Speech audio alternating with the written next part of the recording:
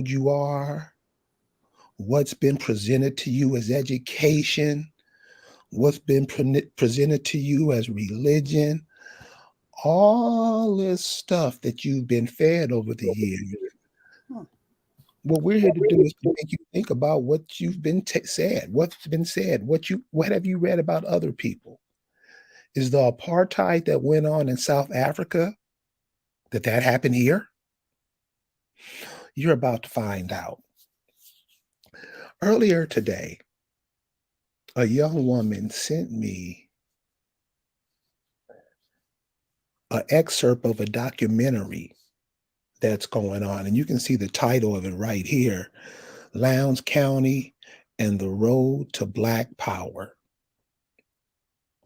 So that's what we're going to do tonight. We're going to follow that road of Black Power and see where we ended up in it.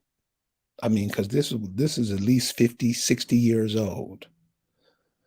So we have to start seeing what this is something that was planted, and what has it grown into today for your children, grandchildren, great grandchildren, whatever.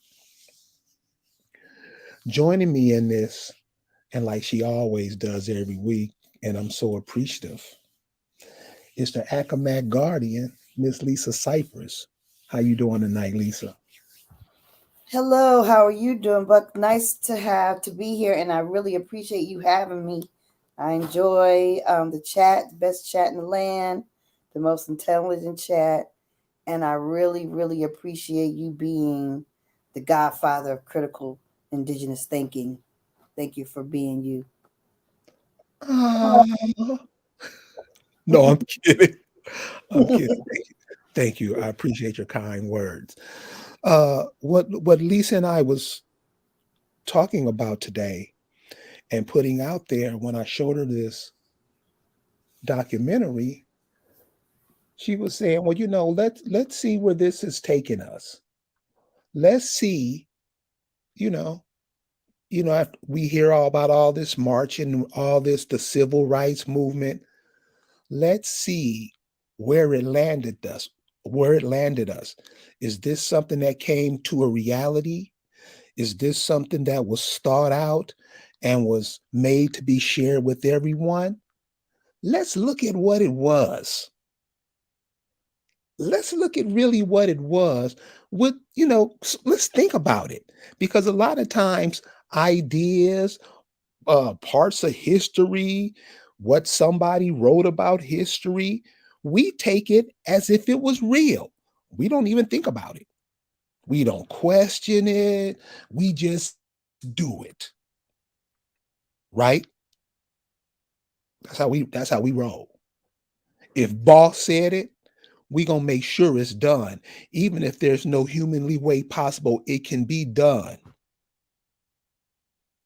we gonna make it done, aren't we? Because that's what we do. So we're gonna take a look at this civil rights piece, the Black Panthers, all of that, and see where it led us to this day. Now, as always, and I like that I'm doing this. I go ahead and put the number to the chat so it can be in, so you can have access, get into the conversation. We don't know everything, because you guys know things that we don't know, but we're supposed to be one mind, especially when we're going through, those of us who see it and those of us who know who they are and what they mean to America. And you would know it if you have it in you. If you don't know, if you got to ask questions, then you don't have it. You know where your home is. Now you can play and lie and act like you don't know. Okay, do that. But remember, what goes around comes around, and you carrying it with you, and you'll carry this with you 10 lifetimes, and your children will suffer for what you do. So, without any further ado, I want to turn this over to Lisa, because she got some interesting, things she want to share with you. Lisa, you ready? No, really, I just was gonna just kind of vibe along with you, basically. Um, because this is, I don't know if the chat is aware, but Lowndes County is the indigenous one's homeland, and very significant to his family history, his indigenous people, and in fact, his mother is one of those SNCC children, those kids that was sacrificed, put on buses, and made to march and made to go into lunch counters. His mother's one of those young people. So this history, this story is very pivotal and very personal when it comes to the indigenous one. In addition, um, what this is the thing we have to start looking at critically, is like, why are we getting all these stories rehashed? Why are indigenous people being sent to the well for the same thing over and over again? We sent back in line for the same stories. We sent back to go gather the same thing. We're sent back to go revisit these same issues, these same thought patterns, these same value systems, these same whatever, over and over again. Why is it they rehash it? Why did they remake Black Panther? Why are they now talking about Black Power? Why are they talking about Black Power, Black Panther, voting, all this stuff? Why are we circling around to the same things where we've been before? And after having gone there, we got to look at what really did it do for us. What really did all the things that we've been directed to do, and who's directing us? Who's really behind this direction to go and do these things such as vote? Who's directing? Who is behind the motivation? What's behind all this motivation to get us to go out and vote, to get us to do certain things, believe, and back to all the things that we're being directed to do is not designed by us. And most of the regular folk in the world really didn't have nothing to do with any kind of civil rights struggle. Most of for most of the people in the chat, it'll be your grandparents or whoever. They didn't have anything to do with that. They were just living their normal lives. Yeah, they got impacted by racism, of course. But did they actively participate in civil rights struggles and stuff? The odds are no, not at all. Did they actively really think about it in any degree greater than they were active? They were actually just watching it on, listening to it on the radio or watching it, on the television if they had a television. But they were looking at it in a newspaper. They were just observers. Most of our kin were observers of this, not participants. So why? And they give us the impression that everybody was involved in this whole thing. They always are giving us these false impressions. So I want to ask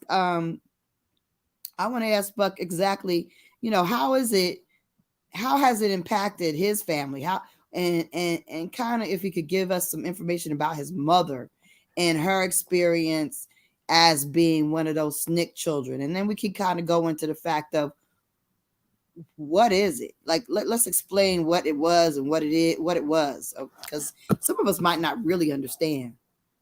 Okay, well, it happened to a lot of us. It may have been marketed to us as a certain, way of life, but what it is what was going down there in these places where they're saying the people couldn't vote. Remember, these are places that were in wars a generation earlier. They had civil wars. They had all kind of wars to clear out that area to expand. They're giving away land. They're cutting states in half and naming them. So these people didn't live a regular life like your mother or grandmother did. They lived on farms, because if you go back far enough, you'll see that all your people were farmers, and all farmers were people who were taking care of the land. And people did that all over this country, everywhere. whatever they were growing, cotton, tobacco, greens, watermelons, whatever. Their job was to take care of the land and help take care of the people. Wars come, and now these people are driven off their land to go work in this industrial revolution that hit, and they ran up to work to be the cheap cheap slave labor for these institutions, these industrial companies. That moved them, that took them from the land, which they were farmers, so the land, they could roam the land as far as they could go.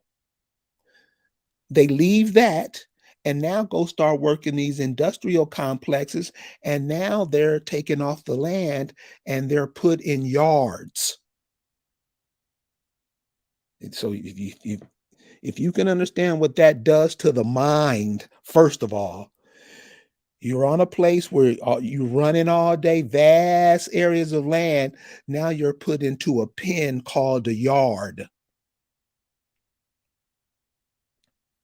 with 11, 12, 13, 15, 20 kids. Now, before, these kids could roam all over the land, but now they're confined to a yard. That was that was a really big hit. That's a place where many of us were still there now. We haven't even got past that. Then the Industrial Revolution gets built up to a point. Now all of those kids who are living in a yard, now they want to get out of that yard and go anywhere. Military, they will turn and fight their own brothers on their own land in the military. Right, Buffalo Soldiers? And we're trained to love them. Thank you for your service. What did we really do? Cats in the military now, what do you do? Make sure that all these foreigners get over here safe and sound. Because if it ain't what you do, it's damn sure what's happening. So that whole movement, all those ideas, all those religious sermons and all that, that was set in motion to make everything that you've been seeing going in the past 75 years jump. The people who lived during that time, but who really wasn't in it, they'll go ahead and they talk about it like they was there, like Lisa said. After the people moved off the land, out of the yards that their parents moved in to build up the Industrial Revolution, they went anywhere. Military, other cities that had industries going. A lot of people from the Alabama area went to Michigan to get in the car making business. A lot of them went to Chicago, all over. Let's focus on Lowndes, okay? So, this is what I'm saying. What happened there? What happened in Lowndes? What happened to Lowndes? What okay, happened? So you see in the documentary how the policemen were, all the people of the little industry stores, grocery stores, whatever. Those people down there. So if a cat was a high school teacher, he could be in the Ku Klux Klan working in another capacity. So those people, they made sure. One of they I think you said this early. They called it Bloody Lowndes because so many people were killed. They have those little white things you showed us when they talk about the history of a certain place. They have those down in Loud. I mean, that killing, the markers, historical markers. Yeah, big time. So that's what happened in Lowndes, and that's why all the people ran. Well, that not just happened in Lowndes. That happened in a lot of places in the South, where the people just left. They were ran off. They killed somebody and they had to get out of town because whatever, they would go to jail or whatever. What I want people to understand is that what we were lied about, one major thing I think I want everybody to start spreading and understanding better, overstanding, is that we're given the impression that there's just these angry rednecks that just, will go out and get you in a dark old road, and they'll just lynch and just kill you out. Well, this is what I want you to really think about. Like, let's make sense of it. The poor white folks that live in these towns had to work. They could not make a full-time job out of killing your ass. Like, they really couldn't. As much as the government and these media people want us to believe that these poor white folks made a job out of killing Negroes, they didn't have that kind of time. And I'm saying this to make you look at it differently, because we need to look at it differently. Because what we need to kind of think about strongly is that this is a federal attack against us. It's not local, right? Bobos. It's not Jim Bob and Jethro trying to get your people. It's the government. Because I'm seeing a correlation. I have a book called a gallows in the marshes, where it's constructed a gallows to hang this brother in the marshes of Virginia. Okay. Now, as I, read about that, or background information about that, is that they actually went to the government and got 50 soldiers to come and kill and destroy indigenous property, because we were about to have a major indigenous farm fair, which we did every year. We were balling. We were wealthy, you see. So at the same time, understanding Lowndes, understand that in this video that he's about to show an excerpt from, is that they said that a lot of the freedom fighters, they would stay in Selma and then drive into Lowndes because there was no place to stay in Lowndes. And it was unsafe because they were driving on the road and anything could happen. And there was an incident where, someone got killed. The white kid got killed because he was trying to protect the sister from getting shot, and all this kind of stuff. But think about this. How did the locals know that these people are on their way? What day they're coming? When they're coming? There were no cell phones. So it wasn't local people. If you really want to think about it, the people that gunned these young people down were professional assassins. They weren't just angry local people. These murders were done with intention to destroy these young, brilliant children and to strike fear in the hearts of us, indigenous people. And it wasn't just done by a bunch of daggone bubbas. Trust and believe. This is engineered by the elite on a very, very high governmental level. And not just governmental, it's universal, because everybody is eating off the plate of our America, of Turtle Island. Everybody is here. It's not a British colony. It's an international colony. It always has been an international colony, an international corporation. And it is to this very day. And everybody on the planet just about is conspiring to kill the indigenous American. Understand that.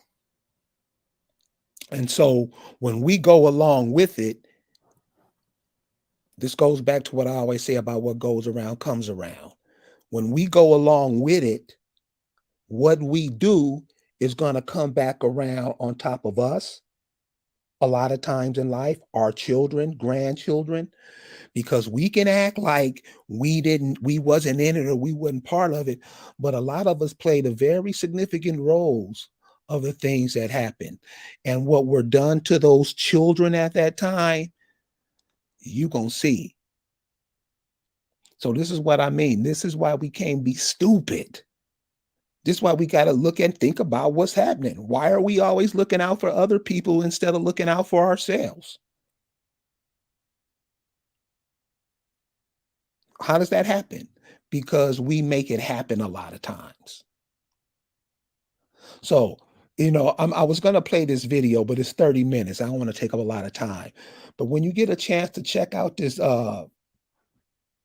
video, it's a 30-minute long, and they talk about. You can play it. You can play at least half of it, because people are. It's early. Okay, here we go.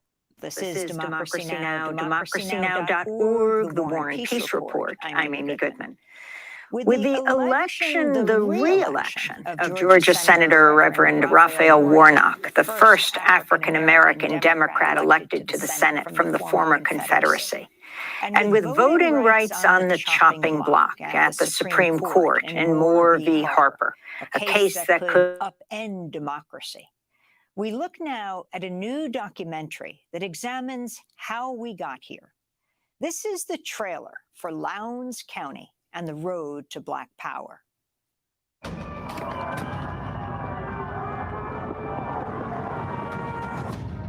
If you want to go back and understand why we're having these conversations about reparations, why the racial wealth gap exists, you can do no better than looking back at Lowndes County. Lowndes County was one of the poorest counties in the country. It was 80% African American, and in 1965, there were no Black people registered to vote in Lowndes County, Alabama. It was a dangerous time. People were followed, people could lose their jobs.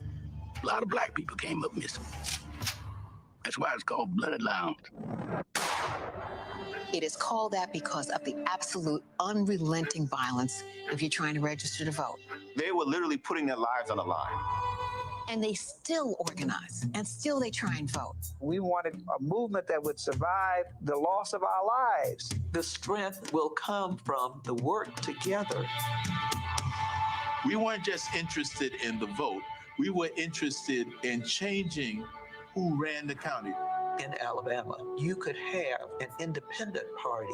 This was a real effort to have Black people participate in government. The white establishment saw it as a fundamental threat. We saw it as a fundamental necessity. This is a play for power. We live in a world that is so heavily shaped by that movement. We have to continue to tell the story of how we got to where we are today. That's the trailer for the new documentary Lowndes County and the Road to Black Power, directed by Sam Pollard and Geeta Gandavir. Their film sheds light on the rarely told history of a grassroots movement in Alabama during the Civil Rights Movement that would become, in some ways, the first iteration of the Black Panther Party.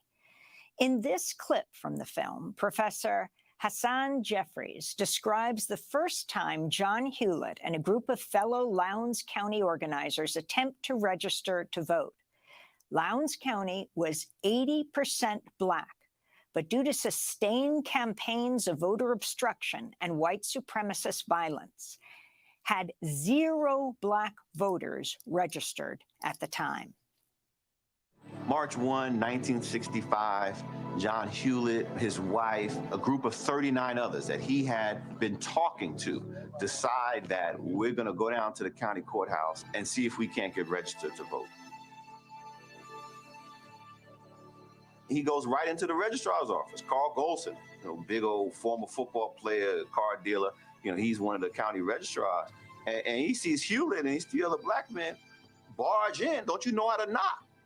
And he was like, I didn't come here to knock. I came here to register to vote. I mean, that's throwing down the gauntlet. Golson can't do anything but throw him out. He also says, if y'all are serious, y'all want to register, y'all want to do this, then leave all your names. We want to know who's showing up. Which of y'all have the gall to challenge white power? They were literally putting their lives on the line. Every single one of those folks who showed up, they put their names on a sheet of paper and they brought it back and they gave it to Golson and said, this is who we are.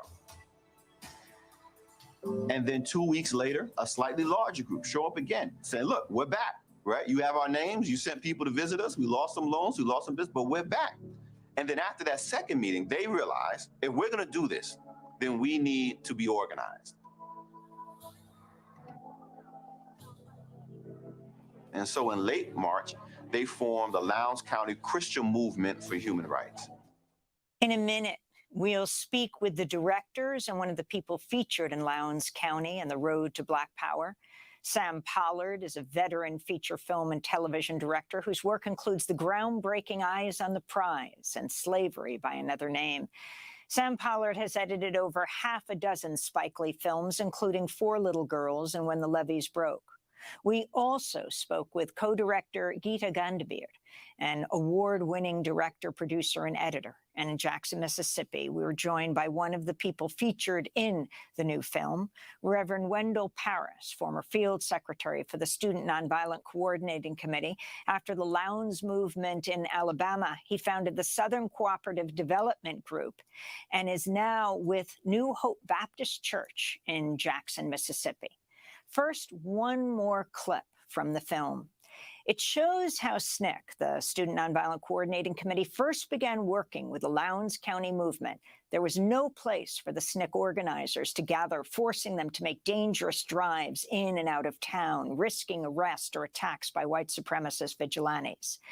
In this clip, John Jackson describes how his father, Matthew Jackson, turned a small house on their property into a home base for the Lowndes County Freedom Movement and sanctuary for the SNCC workers known as the Freedom House. Cortland Cox, a SNCC worker, and Professor Hassan Kwame Jeffries then describe how, despite the modest facilities, continued organizing in Lowndes County would not have been possible without the Freedom House. When SNCC first comes into the county, they're not staying in Lowndes County, Alabama. They're going back to Selma, where SNCC's regional headquarters was, and they're spending the night there, and then they're getting up early and coming back into the county. And that's dangerous. It's dangerous to be on the highway. So my daddy had an empty house. Y'all come down there and take a look at it. They came down, and my father and Stoker them hit right off. First thing he said to them, there's no restroom in the house that's self-conditioned, but you're all welcome to stay here. You don't have to run back to Selma. They're not going to come here and mess with you. His land was clear. He didn't owe any money in financing his crops. There was no indoor plumbing. There was no water. There was a pump in the back. They had a roof that leaked, and they had one butane gas heater in the house.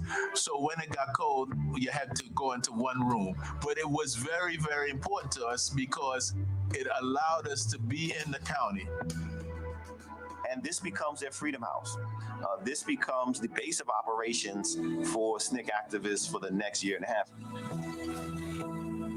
They protected us and kept us alive, and all the neighbors, people around, had guns, and they would protect us. And they gave us guns to protect ourselves. Since the federal government is not going to protect us, since the state government is not going to protect us, and since the local government is not going to protect us, then we have the right and the responsibility to protect ourselves.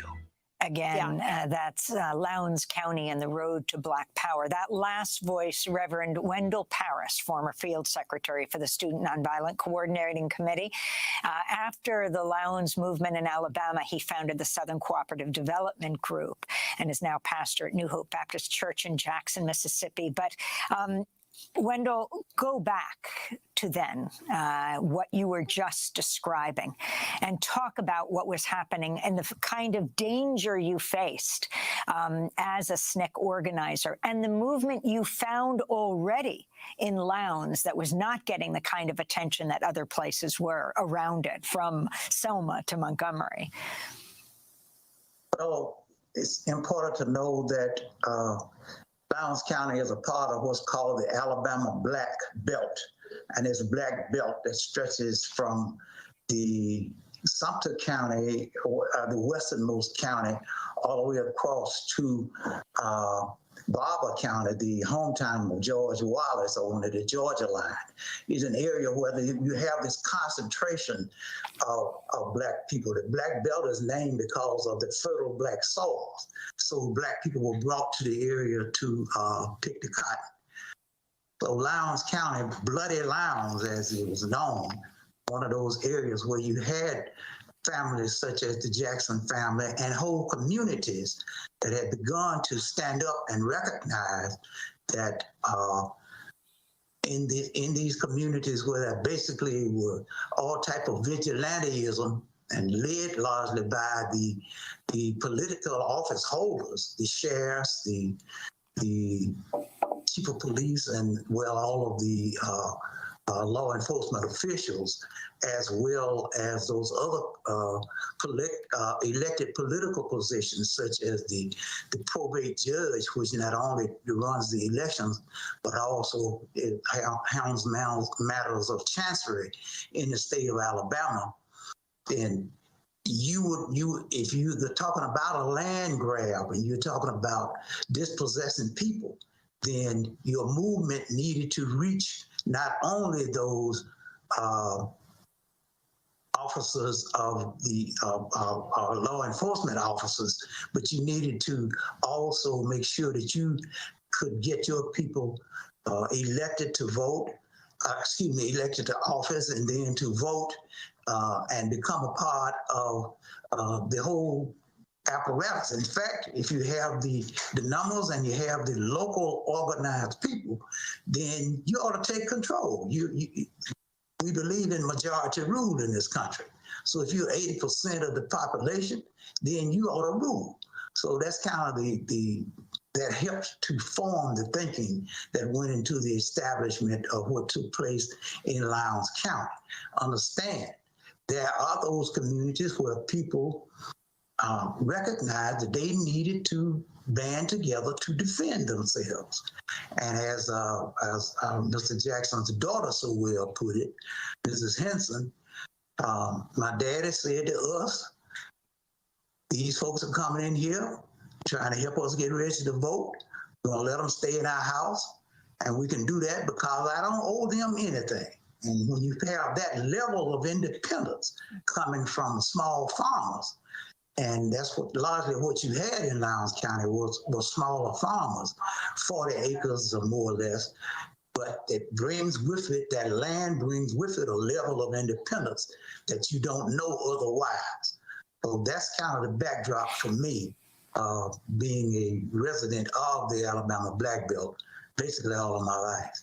Gita Gandabeard, one of the things you do in this film is feature women's voices. I'm looking at the Washington Post from years ago, and the first line is, by all rights, Ruby Sales should have been killed on Friday, August 20th, 1965. Can you set up this clip in Lowndes County and the road to Black Power of Ruby? So Stokely Carmichael, later known as Kwame Ture, had a complete disregard for white authority and an irreverence that I think really inspired her. And at 17, which is incredibly young and incredibly brave, she went down to Lowndes County and was arrested shortly after she arrived there. And she and a fellow activist, Jonathan Daniels, who was white and had come down from the north to support the movement, along with a few other folks, were walking. They had been released from, they were held in the local jail for a few days and then were subsequently released without notice, without warning. Suddenly they were told to leave, or they were threatened. It was basically a get out of here, or or I'll blow your brains out by local law enforcement. So they left and walked down the road to a small store where they were thirsty. It was very hot, and they tried to enter the store to get some soda. And Tom Coleman, who was the sheriff at the time, he basically threw open the door and with a shotgun and shot at Ruby Daniels, who was the first one to try to enter the store. And shot at Ruby Sales, who was the first one to open the store and the door to the store. And Jonathan Daniels, as Ruby recounts, grabbed her and pulled her down and out of the way and took the shot, and subsequently was killed. And another another white, I believe, pastor was also injured in the shooting, and so it was a murder. Jonathan Daniels was literally murdered, and this is again another one of the stories we don't hear much about. I mean, we have heard about the murders of other civil rights workers, particularly civil rights workers during the freedom struggle, but this one, not so much. And I think that, again, it's sort of a purposeful, it's purposeful in that the story of Lowndes County, again, perhaps a story that is more threatening or dangerous to the powers that be because of the type of organizing that it involved. It seems like it has been deliberately left out of the narrative of history.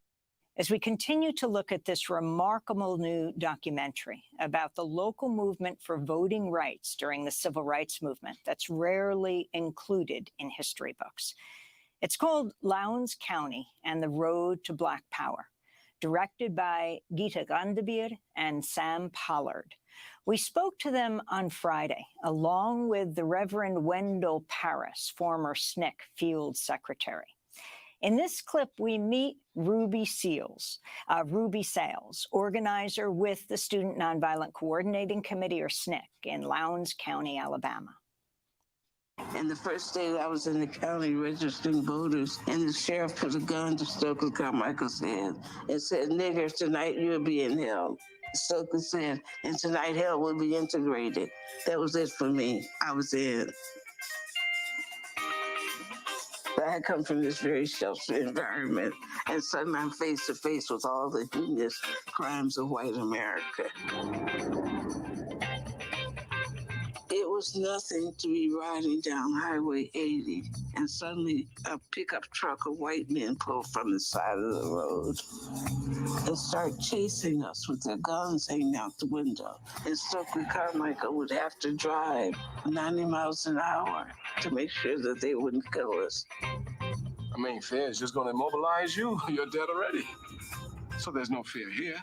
I just have to learn to drive effectively so that when they chase me, I'll be able to dodge them, and they would have run into a truck or run into a ditch or leave them in the smoke. There was no fear here. It was just a clever response to survival instincts at its best. Reverend Wendell Paris, you know Ruby Sales. How this shaped the movement from there on in? Yeah, well, yes, I knew Ruby Sales. What hadn't been mentioned is that she was a student at Tuskegee, who I also was a student at that time. And our organization, the Tuskegee Institute Advancement League, which was the student organization, aligned with the SNCC, the Student Nonviolent Coordinating Committee. We had all gone into Montgomery and we had 8 fellow students arrested in Selma. And after that, then the student body decided that we would go into Montgomery to protest what was happening in Selma, and also to protest the actions of Governor George Wallace, who had actually called for the killing of Jimmy Lee Jackson in Perry County, Alabama, Marion, Alabama, which was where the Selma to Montgomery March really started. It didn't start in Selma. It started in Marion, Alabama. And why were they marching in Marion? Because even with a federal court order, the Board of Registrars in Perry County said, we're not going to allow you to register to vote. So the problem that we see in Lowndes County wasn't just suffered by Lowndes County alone. Because again, all of the state of Alabama, George Wallace called for the killing of civil rights workers. The New York Times reported that he called for, in '63, what turned out to be the killings of the 4 young girls in Birmingham. George Wallace did that. George Wallace called for the killing of somebody in Perry County, and the state troopers ended up killing Jimmy Lee Jackson. So that's what we had. We had to come to the point of recognizing that as students, you needed to move forward and do something. So Ruby, as well as myself, Jennifer Lawson, who you feature there, and Bob Mance, I guess he had just left being a student at Morehouse. But all of those folks gathered there in Lowndes County as a result of what had taken place historically in the state of Alabama, and certainly on the heels of the Selma to Montgomery March. So we knew Ruby from that respect. She's an energetic student at Tuskegee that joined the movement and has remained involved. Reverend Wendell Paris, you are wearing a shirt, as you were in the film, that says Black Voters Matter, which takes us to today. As we look at the kind of organizing and the dangers faced in the 1960s, yet still people organized, to what we're seeing today out of the 2022 midterm elections, the first Black Democrat to represent the former Confederacy in the Senate, Reverend Raphael Warnock, has just been reelected. The significance and what gives you hope today? Well, what we see is a continuation of the struggle. You know, a lot of people say, well, the civil rights movement has ended, and that is in error. The civil rights movement has not ended. There are other segments of the movement that have come to the forefront, but we have recognized that one song that we sang in SNCC and in the movement was "Freedom is a constant struggle." The struggle continues. Mrs. Ella Baker taught us that we must continue to organize and until we have a full citizenship status in this country. What you need to understand is that the 1965 Voting Rights Act, as important as it is and was, is a temporary measure. It is a temporary bill. We still do not have full voting rights in this country. So there's still work for us to do. And Julian Bond, who also worked in Lowndes County and was a student at Morehouse and was one of the first to go into the Georgia legislature in 1965, December of 1965.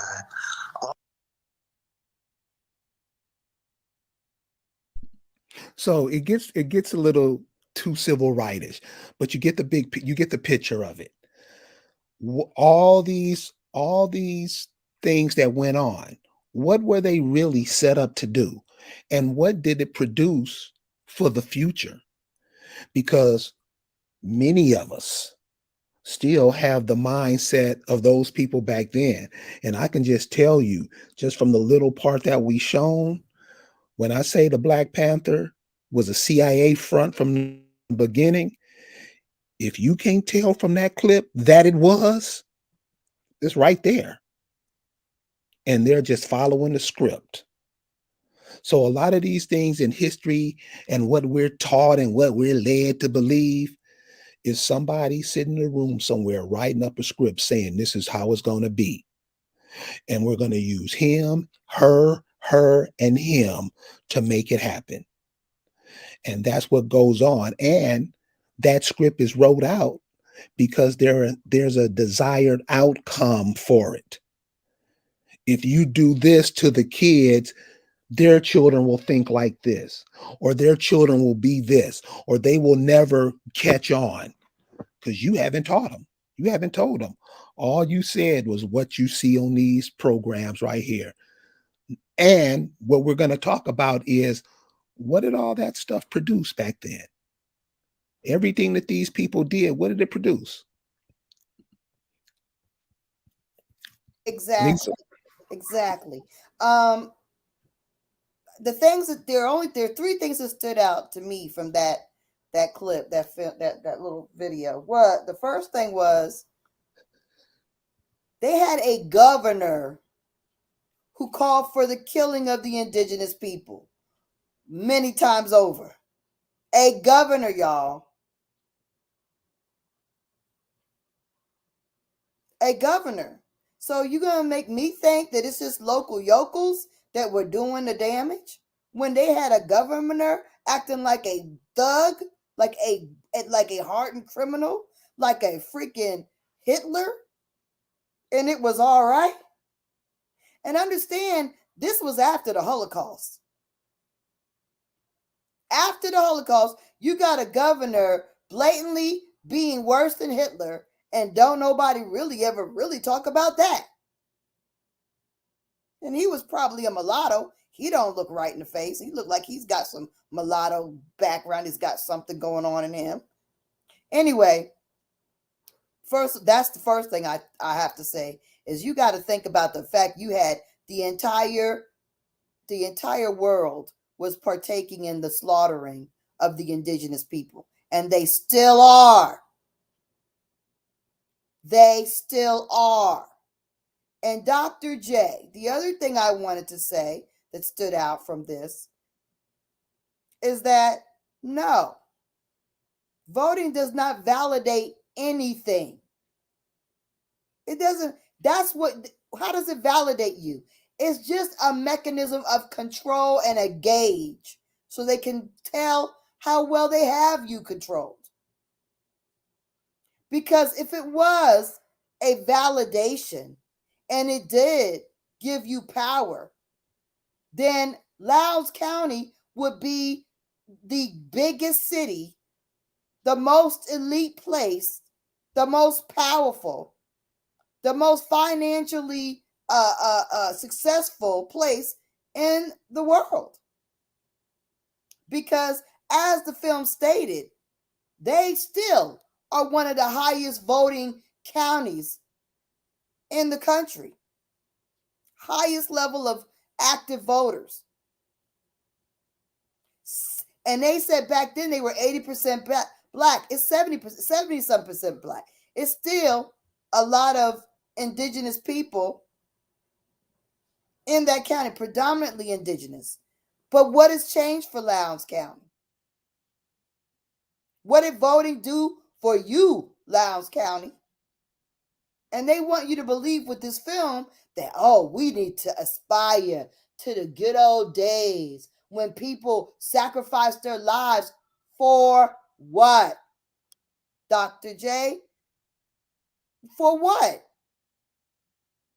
did they sacrifice their lives when their condition is worse now, if you really look at it? Because in that film, he was talking about how much land people own. On average, 40 acres. I promise you that in Lowndes County, you cannot say that on average, the citizens of Lowndes County own about 40 acres today. And he also mentioned what kind of freedom that gave those people. Those people that had that acreage were given leverage. They were able to house who they wanted on their land. They grew what they wanted on their land. And 40 acres, y'all, the natural resources on that land. They got walnut trees and pomegranates and all kinds. Water. They got daggone ponds and wells and probably mines they don't even know about. The resources on their land without them even farming are truly abundant. But we don't have that now because, like Carrie was saying, we got chased off of our land and we had to settle for yards and apartments. Oh, good. Dr. J's on. Let her. That's good. Halito, can you all hear me? Yes, we can. I can hear you. We can hear you. Yes, we can hear you. Oh, Thank you for awesome. coming up. Great. Thank you for letting me just chime in for a moment. I actually wanted to comment on basically your response to my, I guess you could say my statement that was posted for everyone to see. It was probably a little sarcasm there because, and I figured it would be easier for me to just explain why I stated that. So oftentimes when I speak to people about voting and the reasons behind why we vote, I get told, and this is typically by elders more so than anyone, I'm going to say someone from their 50s on up. They will tell me, well, even if because I was expressed that the person I voted for typically doesn't win, because I'm one of those write-in type folks too, if I were to vote. I said the person that I voted for typically doesn't win, so that means my vote doesn't count. I'm told that, well, at least you vote. And if you do vote, it gives you the right, or you're validated if you complain about something that the government who was voted in does, if you don't vote, then you don't have a right to say anything because you didn't participate. And I think the irony of that is quite compelling. Maybe someone in the chat thinks a little bit differently, or one of you guys may think differently, but it doesn't make sense to me. But it makes all the sense to them. And I don't know if they just repeat it because it's something that is fed to them somewhere, but it just seems really weird to me. But that was the reason why I put that statement in there about the voter and the non-voter and where they stand when it comes to their concerns or complaints about the government and what the government does. Okay, thank you for clearing that up, Dr. J. So yeah, you were being a little bit sarcastic with that. Okay, so we got you. But a lot of people still are confused. Keith Cobbs, she was Dr. J was not stating that she believes that voting validates the voter. Complaining, we all know, in this choir, that nobody complaining doesn't solve anything. We don't complain. There's nothing for us to complain about because no one but ourselves have the authority to change our condition. So complaining is not even the focus of anyone on from African Americans ain't African or on the indigenous ones platform. We know that complaining solves none. We don't complain, but we offer solutions. If we've got a problem, we also have the solution because we are the source and we know this. Okay, so that's how that goes. And all it does is taking us to work together. I mean, to agree, and I mean simple shit. And we act like we can't do that. So, that's all I'm saying. So you just imagine if the people who fled Lowndes County, I mean, it won't happen now because it's passed away. I'm just, saying, what if the people, the seeds from Lowndes County, resurrected that city and cities like Lowndes County? But we don't because we think we're other things. We think we're Hebrew Israelites. We think we're Moors. We think we're this. We think we're that. And unity, I mean, so what I'm talking about, this is just basic, simple stuff. We frown up at that. So Lisa, you were talking about the four things. If there were four things that came out of this. Voting was one. Religion was the other one. What was that? I was still dealing with the film, but but I wanted to mention the comment by C. I don't know really what that's supposed to be. CNICU. I don't know, but anyway, during the Reconstruction era, blacks were elected to offices. White Democrats regained power and control of the state legislature in 1874 and drove the remaining office holders out. And that's a Wikipedia thing, which we know Wikipedia is whatever kind of and the verge pretty much useless. But basically, blacks were in office way before the Civil War. Let's be real. Blacks were on the money before the Civil War.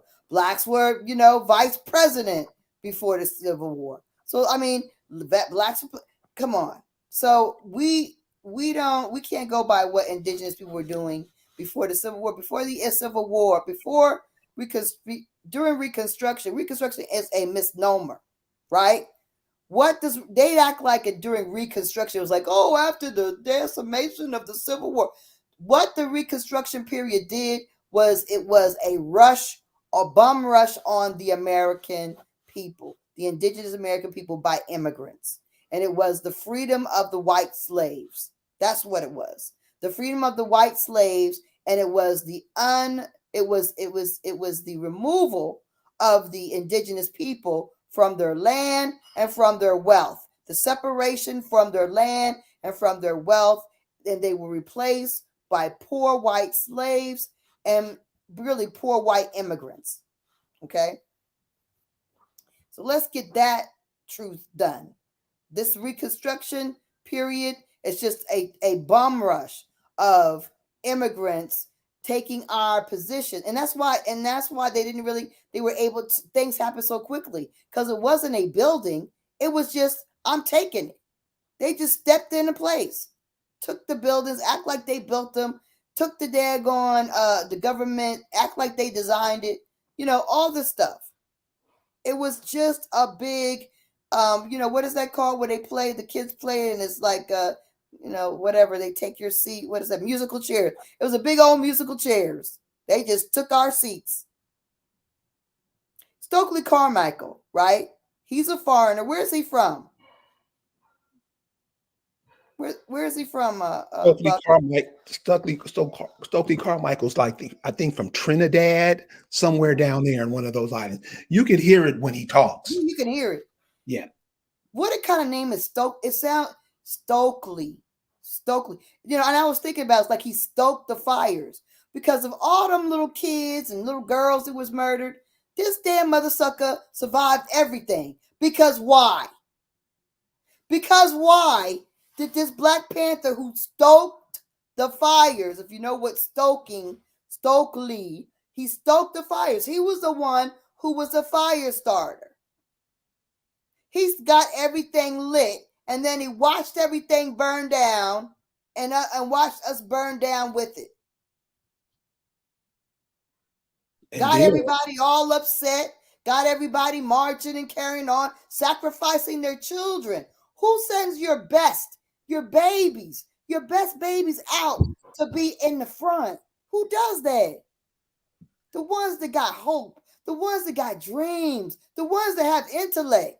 You're going to send them out front to be slaughtered? This man encouraged your kids to do that. Stokely, stoking the fire. Working, government worker, protected, never got hurt, never got killed. And this motherfucker moved to Africa after that. This is what really gets me, how we don't see this shit. This asshole moved to Africa afterward. Well, he first went to California to take that same, whatever he picked up from down there in Lowndes County, he took that to Oakland, California to start the Black Panthers. This is where the Negro should see the CIA set up from the beginning. But again, we don't. We just fall for it and we go by whatever we're told. And if you look at it, and it was evidence to a lot of people back then, that whole thing was a government setup starting down there in Lowndes County. Mm-hmm. So this is what I'm saying. And this was right in our faces. This cat from Trinidad is going to come into Lower Alabama and sweet talk you into giving up your children, sacrificing your children. And now what happened? See, we don't want to talk about that. Nope. So not just this whole Black Panther, that every major thing, even the ones that are done today, really check them out and look at them and think about it. Do what a baby does. A baby picks it up and smells it and tastes it. What are they telling you? And everything they're telling you is to confuse you. And you should be pissed for that. It's not just to confuse you, it's to confuse your kids, your grandkids, your great-grandkids, your mom. And like she said, they just trying to take your seat. They playing musical chairs and taking your seat. And we fall for anything. The dumber it sounds, the quicker we'll fall for it. The African-American, Negro, colored person will.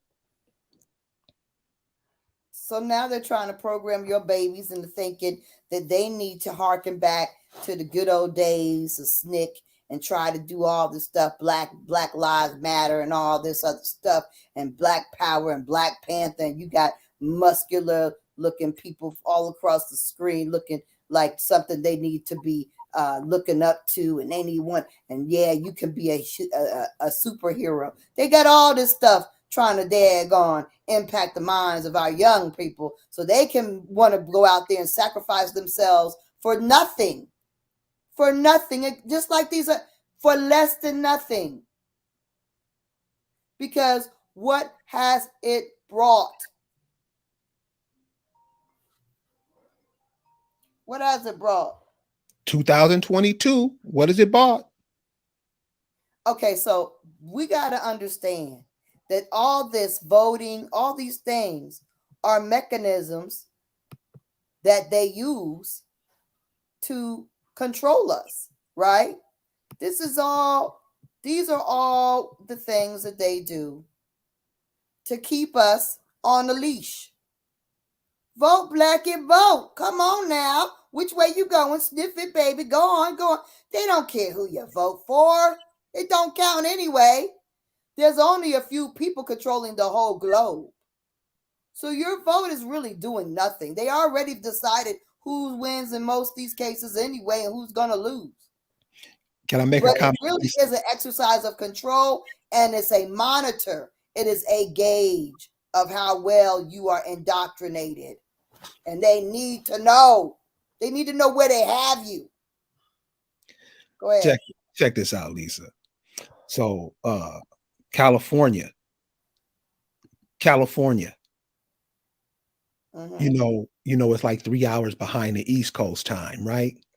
Right. People still be working. They call the results of the election, and half the people in California haven't even voted yet.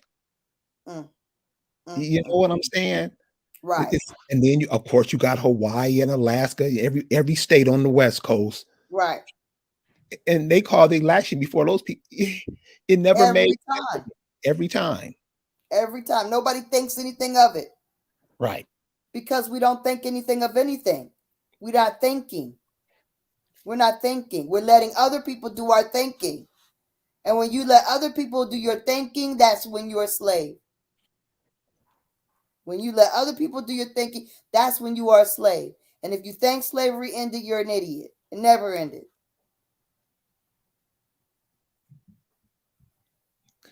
They use it. It's how to control it. It's how they control indigenous people. How do you control indigenous people? How do you first have to instruct them how to be free? Well, sir, we're going to tell you how to be free. What it means to be free and what you should be doing when you're happy and you're free. They tell you how to be free and they tell you how to be happy. We don't even know what makes us happy. We let other people tell us what makes us happy. And they also instruct us how to win. They tell us what it means to win, what winning is. We don't even decide that for ourselves. The first way to help to control the indigenous people is to make the indigenous people adhere to religion. Get them to adhere to religion. It don't matter what. It don't have to be Christian. Any religion will do, just as long as they're divided and conquered. And the doctrine is going to make them oppress their women,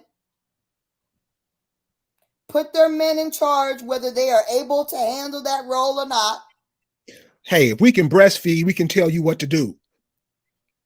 Put them in charge of the land so we can rip it out of their hands. That's what the indoctrination of indigenous people to adhere to religion. That's the purpose. Oh, also make the indigenous believe in the vote. We got young kids wearing face masks back in vote. That's how we win. We gotta vote. And these dumb white people but that you can't do it and not have and treat their own people that same way. Where their own people and the celebrities chime in with, you don't vote, and they try to act like you're an idiot. Like you're an idiot if you're not exercising your right to vote. Are you freaking crazy? These people, these demons do not do anything for us, ever. And the enormous amount of money that is thrown around in this country for shit, it just bogs your mind. You got people living on the street eating out of garbage, and then you got like in Virginia Beach, they're buying up a Dairy Queen for like five. What is it? I don't know how many millions of dollars they're buying a damn Dairy Queen on the waterfront. They're buying a freaking $300 million or some kind of laundromat on the waterfront. The counties are doing it. Newport News, Norfolk or whatever, Norfolk and Virginia Beach. How do they have this much expendable cash? How do they got $12 million to spend on a Dairy Queen? How they got $30 million to spend on a laundromat? That's your money. And if they got it like slush money to spend on a Dairy Queen property, then what the hell else do they have? And if you're collecting so much money, but yet everybody's not living beautifully, what the hell are you doing? What are you doing? And nobody's living about it.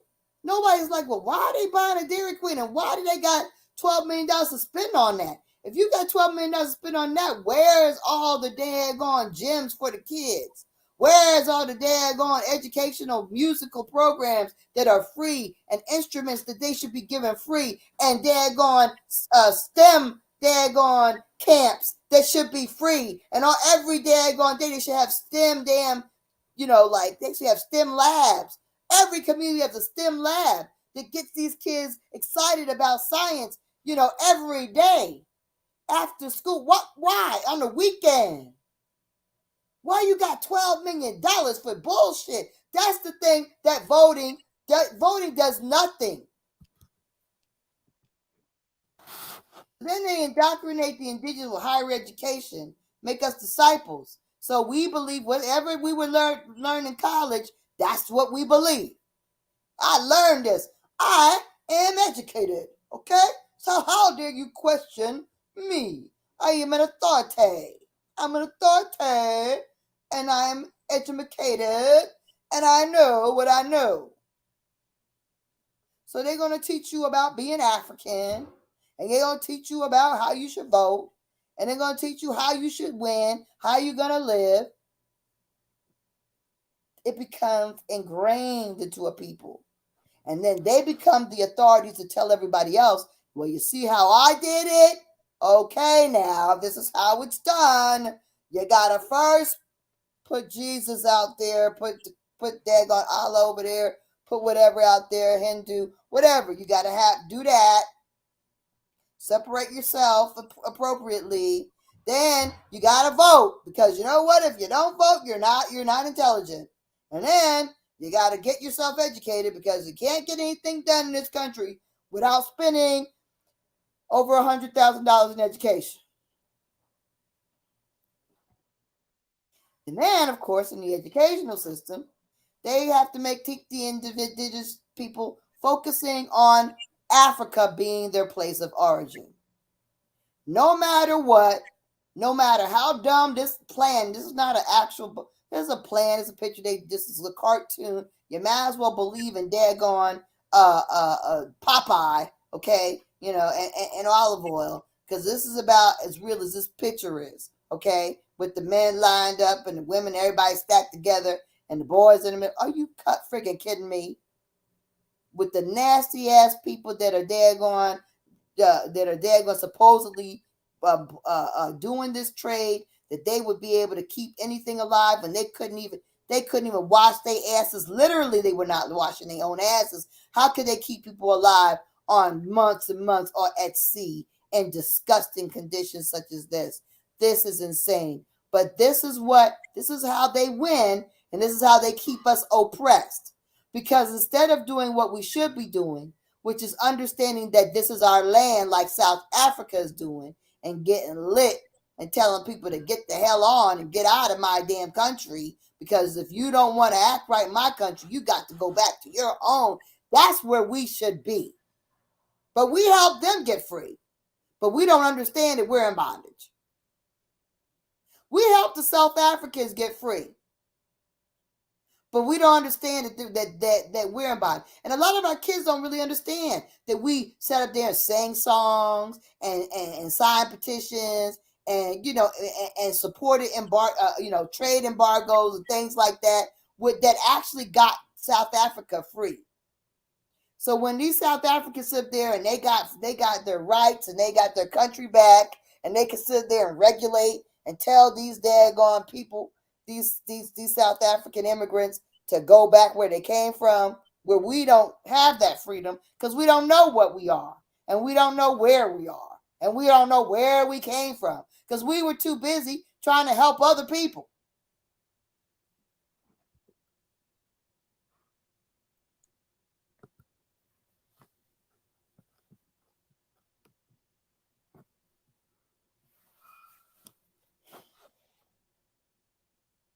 What are we going to do?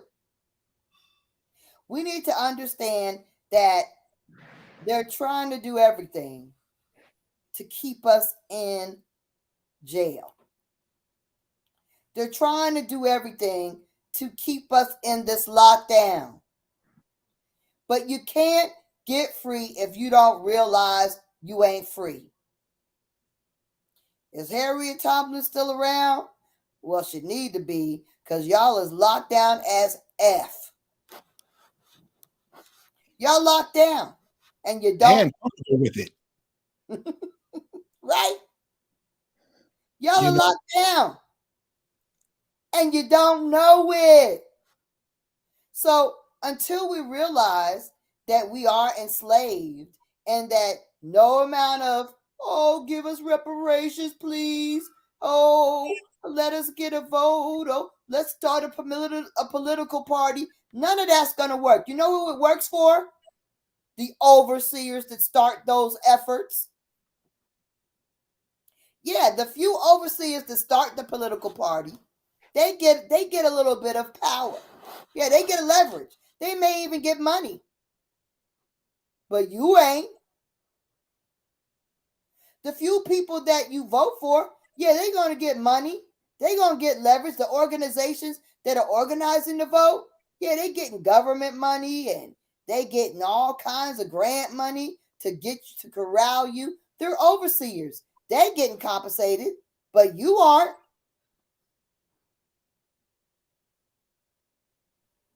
They keep corralling you into your jail pen because they're getting paid to do so. But you don't realize that. Oh, they're so happy about this movie about Black Power and the Black Panther movement origins, showing old Stokely with his stoking the fires and getting babies killed. Oh, isn't that wonderful what he did? Well, let's look at what it showed. Let's look at what it actually accomplished. Okay?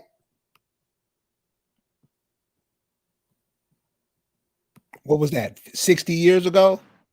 I mean, this is the thing. It's 60 years ago, and you know what did it do?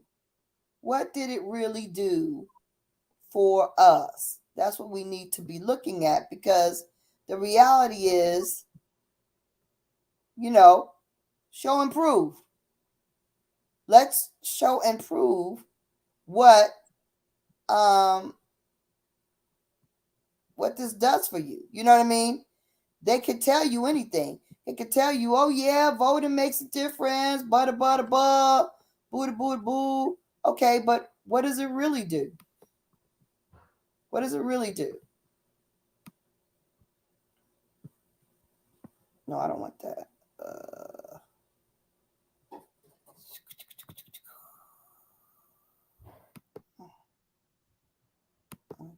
I don't want Marengo County. Let me see. So tell me,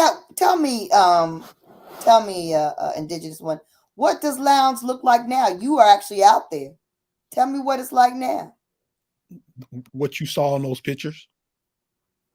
No, I didn't. I saw pictures from the 1960s. I didn't see pictures from now. That's what I'm saying. Are you telling me that it looks the same as it did? Well, it's not in black and white. It's in green. Mm-hmm. But this is what I'm saying of those places. So when you go to those places, all it is a sob story.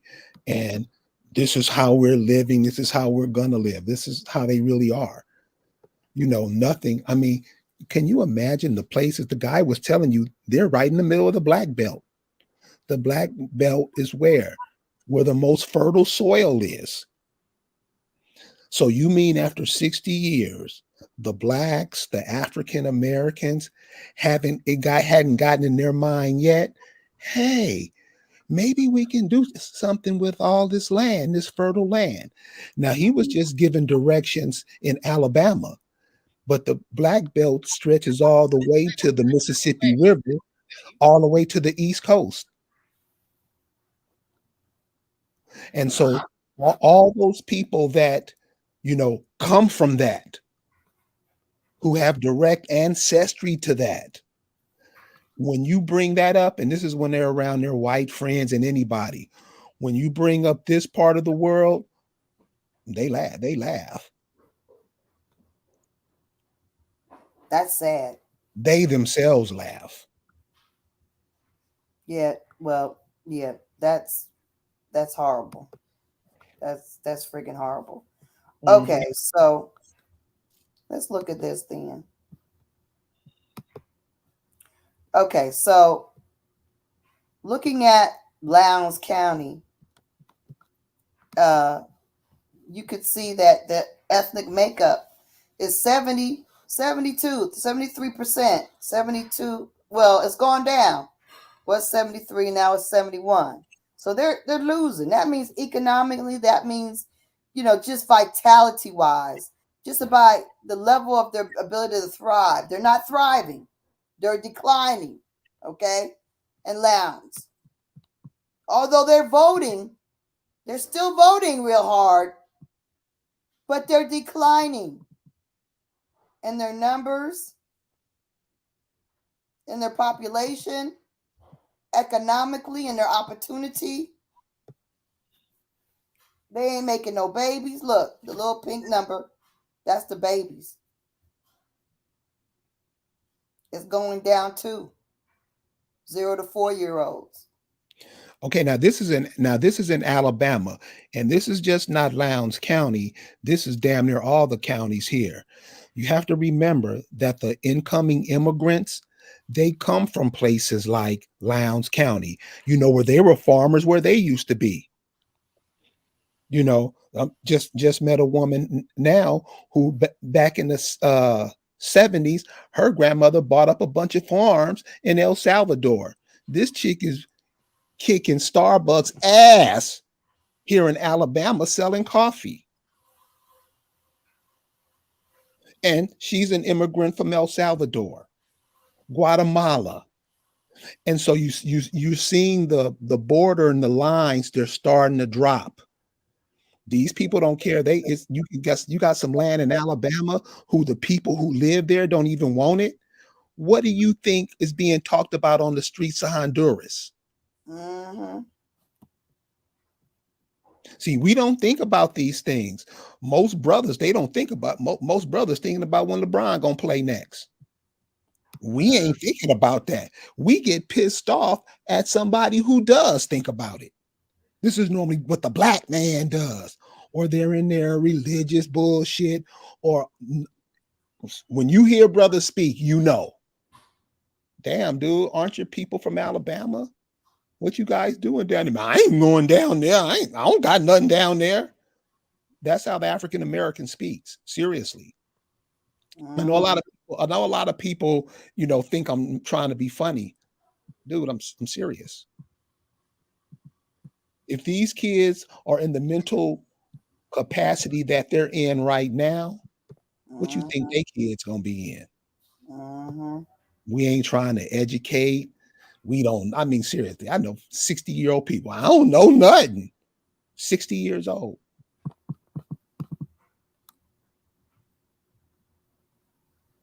Years old. It's a shame. And so my thing is, listen, especially brothers, young men, if you can volunteer and help some of these kids, give them some reality, give it to them straight, no chaser. Because when they tell whoever their parents or whatever, so it won't be misconstrued what you said, because you're going to say something that they never even heard before. Because all we know is those 4 topics that she just talked about. Nothing. I always ask, me and the sister was having a conversation. How come there isn't a clinics opened up in all these counties and all these cities where we dwell, with all these nurses and all these doctors we have. See, we like to get pat on the back and be proud of that, and that's how they pimp us of our money going to these schools. How come there's no doctor clinics or hospital clinics where we can take care of ourselves, not being hooked on this medication? How come we haven't done that yet? Then when you bring it up amongst those people, they put you out the building.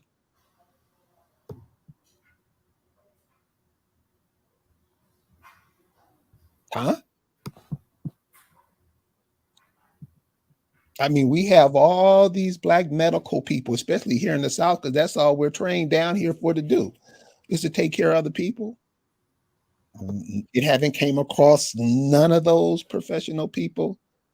Maybe we ought to start building some institutions that'll help take care of us. You know, get our minds going the right way. Well, the problem is that the baby boomers was the last boom that we were able to boom with. Ain't nobody doing no boom boom and making babies like they were back in the 1940s, okay, and the 1950s. Yeah. So that's why our largest population in Lowndes, and like most of the country in the world for that matter, is the 50s to 64 population. And that's a problem because all those doctors and nurses and professionals are over the hill. They ain't trying to work. They trying to act like they, sit on their laurels and act important and talk about the good old days. They're not doing anything. Right. The biggest population is 50 to over 65. So when you hear that, what do you think about? I think about the efforts to destroy our reproductivity. I think about the fact that they encouraged us to abort and they encouraged us to have our families be small, that we couldn't afford it. I think about the theory of lack that they press in the world towards us, especially, that we always are. So now we always fear we're going to not have enough. Lack, lack, lack. We're not going to be able to do it. Failure, failure, failure. Lay on your back and give up. Not like the ants. Not keep trying. Not, yeah, I can carry you. Not, I can carry myself. Not, I can carry the day going 10 times what I am. The fact that you can't do it. No, you can't afford to have a family. Who do you think you are? You can't do that. You can't start a business. You can't succeed.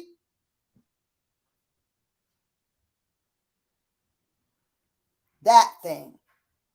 So they create this whole sense of lack and this sense of fear and a sense of control. And the thing that they really did, the major thing that they really did, in my opinion, is that the educated people were taught not to make your families something you can afford, one or two or none. That's what the educated masses were taught. Those that made it through affirmative action for the 2 years that it lasted were indoctrinated with that fact. One or two kids, that's a family. That's enough. No, you don't need any more. You can't afford it. Get what you can afford. We weren't taught that your kids can create anything. They can build a business. They can build an empire. You don't have to send everybody to these colleges to know how to do stuff. Actually, our people automatically are gifted and know how to do stuff. We're automatically creative. We are creators.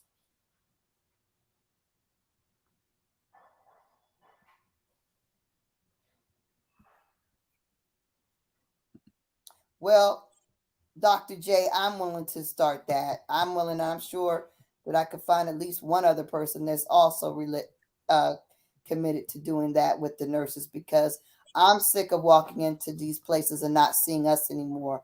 And I'm tired of the fact that we have disappeared.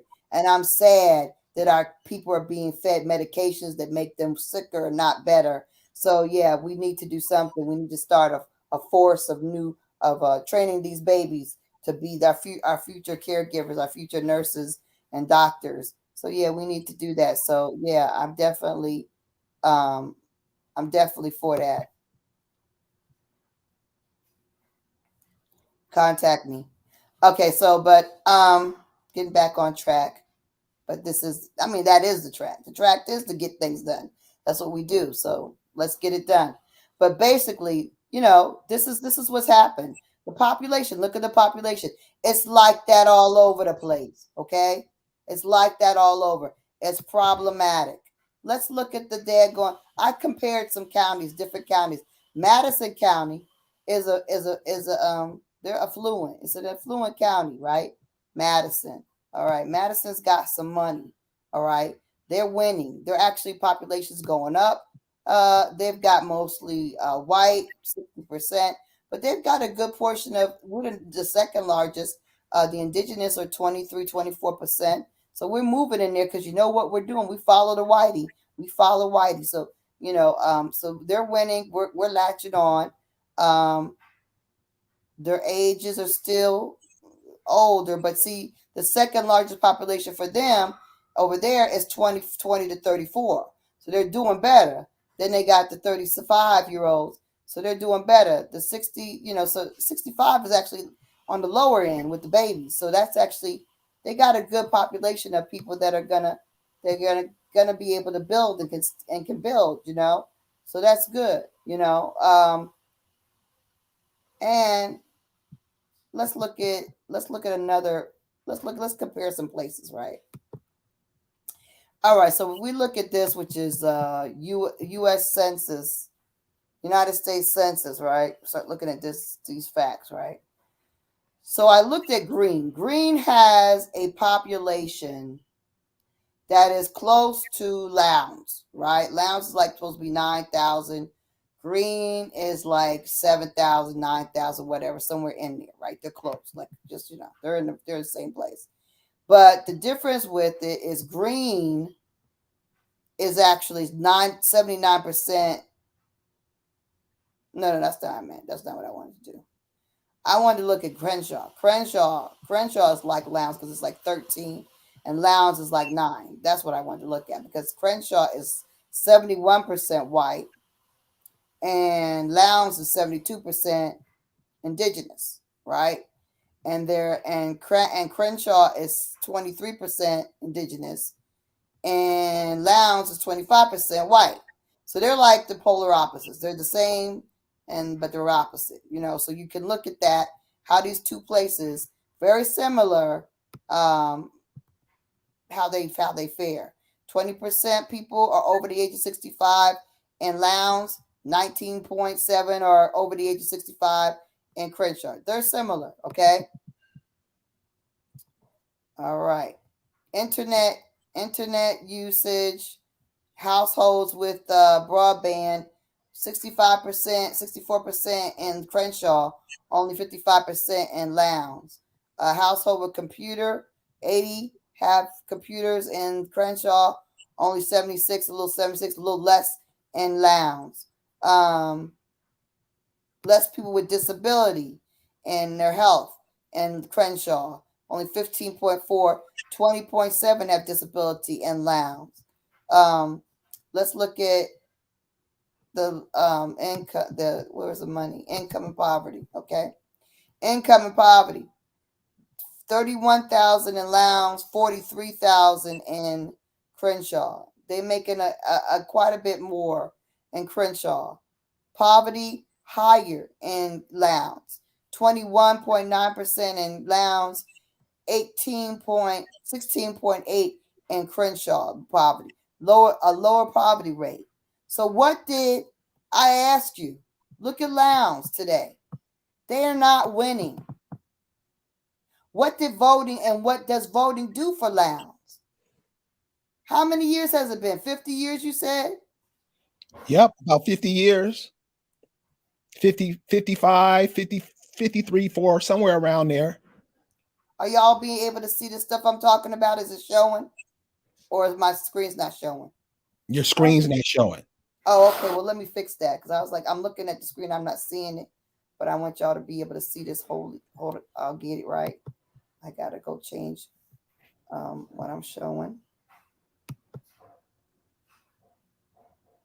and get it, because I want you to see it. I'm sitting here talking about it, but it wasn't showing. It wasn't showing. Ooh. Okay, there it is. Share. All right, now you got it. Okay. Is that it? Y'all see it now? Okay. Yes. All right. So this is what I was showing with you. I'm sorry I have to repeat myself because I didn't realize y'all was seeing it. But I wanted to show you what I was trying to show you, thought y'all was seeing, was the United Census quick facts that I was sharing.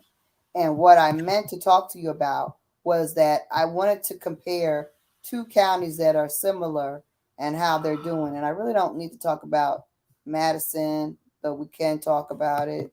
Bibb, I don't need to talk about Greene. But let's talk about Lowndes and Crenshaw, right? Because they're kind of close. You got 13,000, 9,000, right? But one, like I said, one is 71 or 72% white. The other, Lowndes, is 72% indigenous. Then you got 25% white in Lowndes. You got 24% or so indigenous in Crenshaw. Okay, so they are like the same but opposite, right? Okay, now let's look at the what was we talking about? I want to talk about the money, right? So computers. I started talking about computers. I said 84%. 84% have a high school or high school graduates in Lowndes, so they're doing better in Lowndes. 81% in Crenshaw, but that still don't help our income. It don't help nothing. And then it's what are you being educated to do? What is the education? Follow those scripts that I told you about, those 4 scripts. That's what we're being educated to do. And so then you got the 15% that have a bachelor degree or higher in Lowndes, and you got 16% in Crenshaw, pretty much on par. But yet you still gonna make more money. Then you look at the health and welfare of the people. More than 20% have disability in Lowndes. And Crenshaw, which is predominantly white, they have less disability. They're 15.4% disability. Okay. Then you got people with health insurance. Less people, they voting. Okay, they registered in Lowndes, but they're not registered to have health insurance. I'm sure they all registered for Obama. I'm sure they voted for Obama. They still love Obama. But why is there less people with health insurance in Lowndes than there are in Crenshaw? Okay, how is that helping them? How is the fact that they are the most active voters helping their condition? Health-wise, it's not. It's evident here from the numbers. And you know how everybody says this, the truth lies in the numbers. Let's look at the numbers. We don't got to sit up here and just make up stuff. Let's analyze it. Here is what we're doing. We're analyzing the truth. Yeah, they can do a video and act like, oh, voting was so great. Oh, Black Panthers were great. Oh, what we did here was a miracle. Oh, these people were so brave. No, they were duped. They were used. They were abused. And they still suffering. And nobody's telling the truth about what their condition is now. And the voting has not helped. It did not help it then, and it still hasn't helped it. And all they lost was brilliant people in the process. Look at the economy. Let's go down to income and poverty. Okay. You go down to income and poverty, and you see that the median income in Lowndes County is $31,000. It's $43,000 in Crenshaw. The people in poverty, there's 16% of people in poverty in Crenshaw. There's 21% that's in poverty in Lowndes. How is voting helping that? How many years has it been since they were bloody Lowndes? How many years? 50 years? And they still are in a worse condition?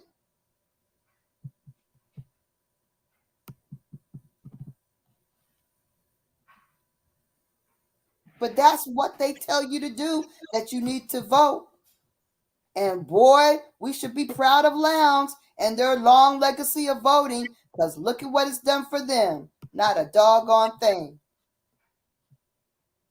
If you look at the demographics, this is in Wikipedia, like, the little, not very, but they do give you a little peek at some of the counties, the racial numbers,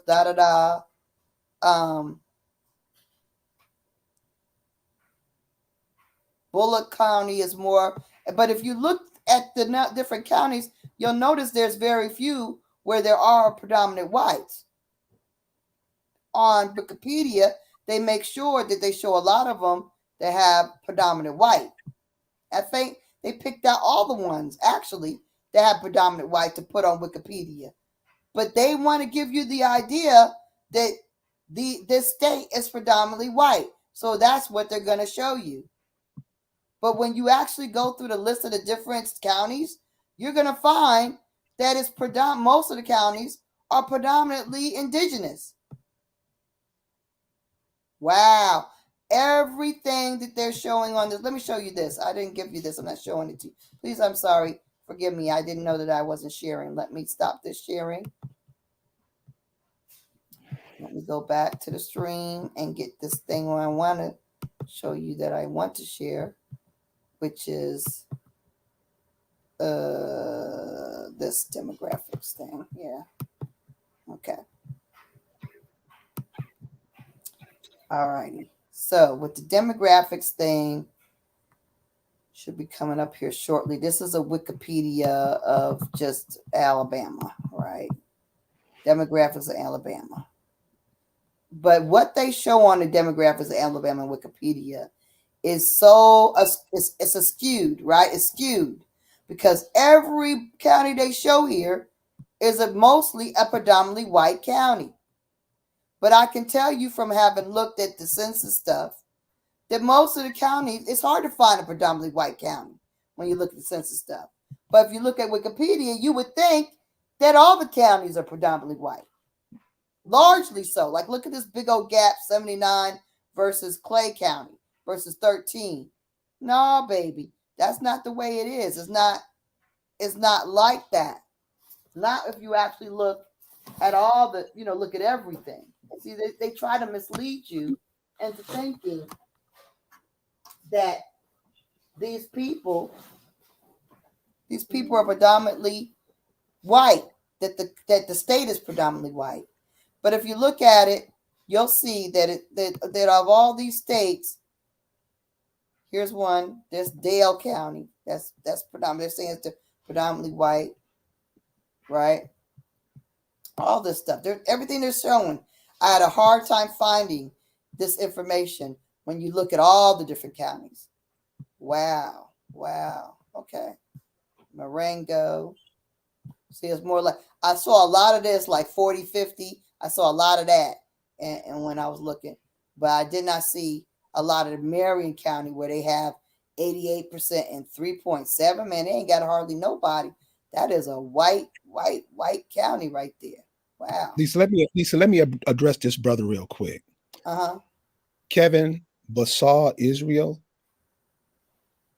what she's reading about does matter, because when we ask you to find your families, they're in these counties that they're talking about.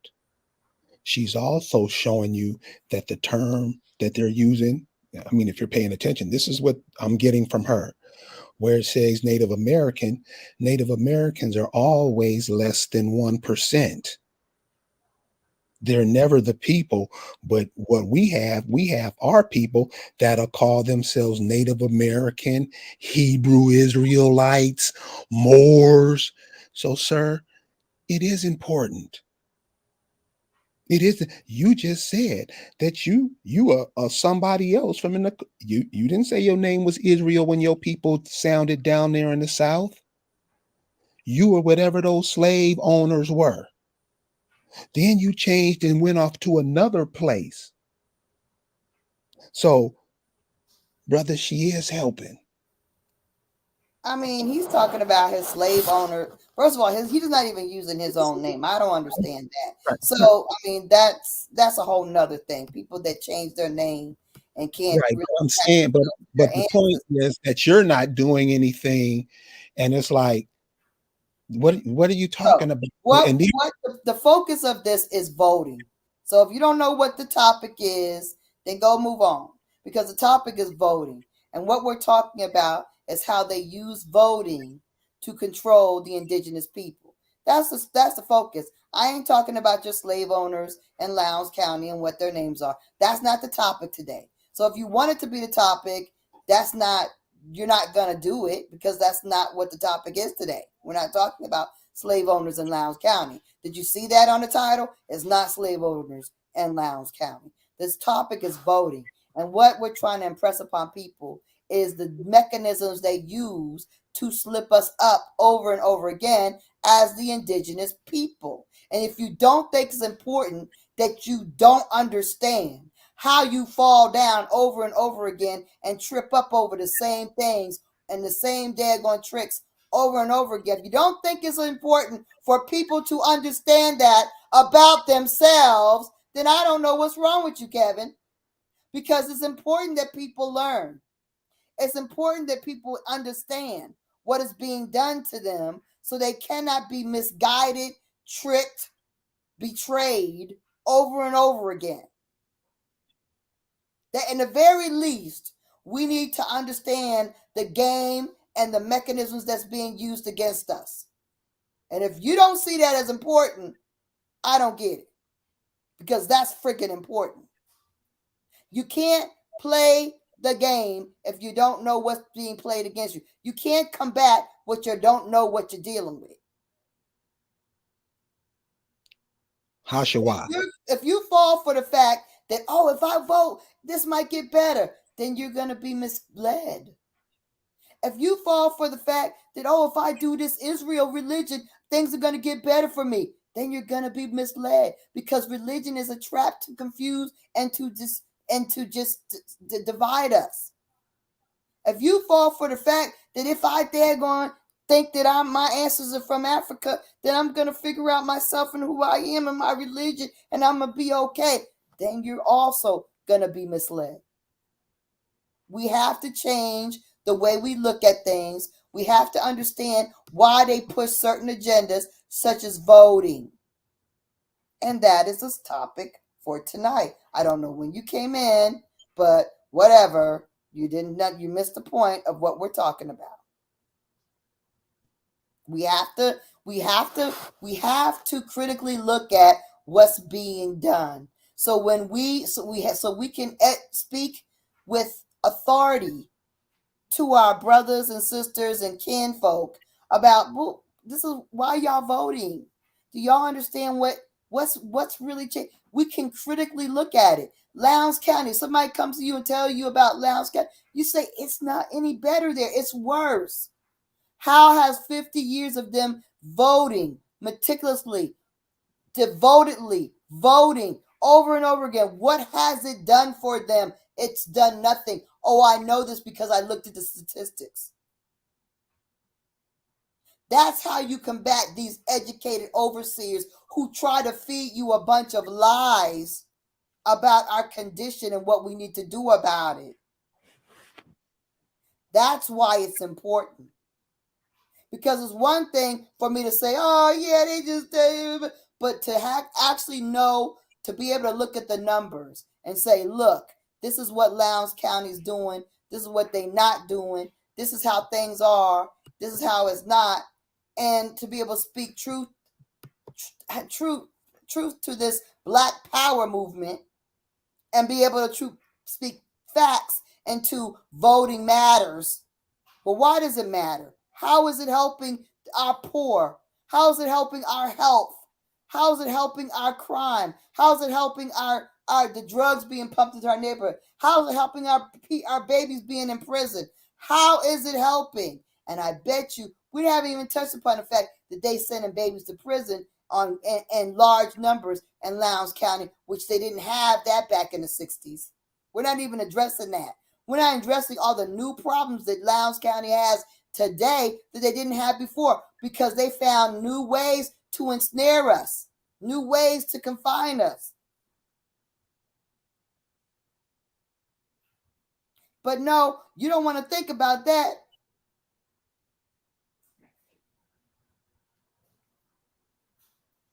Hashawa.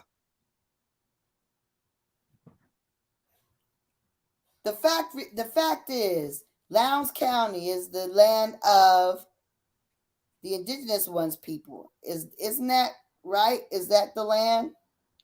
Yes.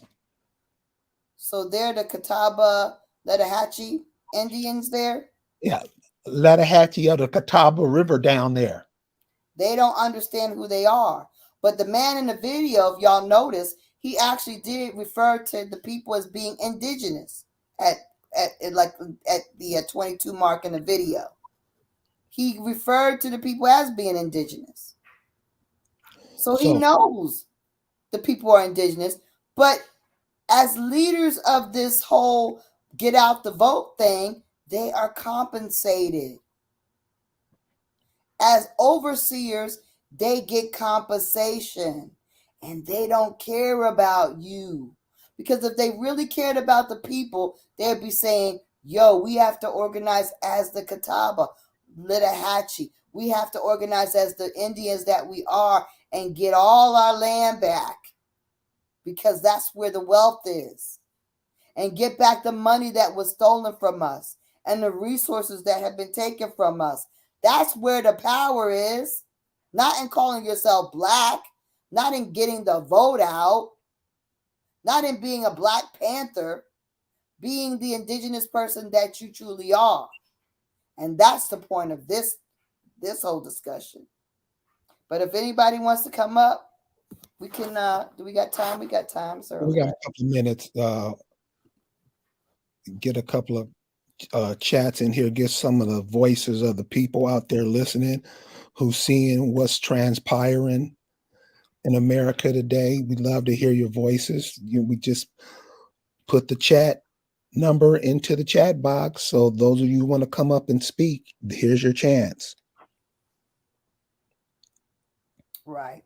So, I mean, definitely. That's the thing. I mean, yeah, if they actually cared about building, about creating something for the people, whether it's Lowndes, whether it's Mississippi, Alabama, Georgia, Virginia, North Carolina, South Carolina, Florida, let's not even forget Missouri and all those other, Tennessee, Arkansas, Lord, let's not forget Arkansas with all their good resources that everybody don't talk about. Dr. J is back. Oh, good. Hey, y'all, I did want to just chime back in. I am loving this show. I thought I was going to go to sleep early tonight, but I can't sleep just yet. It says Kevin is still asleep, though. But listen, I want to say something because I know people don't know who they are. With not knowing something, it's not really giving you an excuse for not doing because you don't know. I don't know if people really understand how powerful their words are and how powerful their thoughts are, because those two things actually will get you to move. They will start an action. If you don't know today, and I'm hoping people in the chat do, that Mother Earth is alive. Earth is not just some dead rock that we are up on. And because we come from Mother Earth wants us to succeed. We didn't drop down out of a sky. There was not a parachute that we came down. There was no bird with a beak that brought us down. We actually are from the soil. You can look at your skin color and compare it to the soil if you want to. That's a whole nother lesson. With this being said about who we are and where we come from and what Mother Earth wants to do for us, we are going to have to do as well. Begin to manifest. And if you don't know what it means to manifest what it is that you want, you're going to have to think it, and you're going to have to say it, and you're going to have to believe what you are thinking and saying is true. Now, you better know that there are some people who have studied your foreparents that used to do this, and they're doing that now. So if you don't know what it is to manifest what it is that is what you want, you need to learn how to do that. Maybe that's a whole nother show. But people want to know, well, what do we do? Well, that's one thing you can do. You can find out how to manifest what it is, bring it into reality as to what is yours, because it doesn't belong to anybody else. But because you've lost your way because of those four things that Sister Lisa and the Indigenous one talked about tonight, you've lost your way. It's not too late if you're still walking and breathing right now to come back.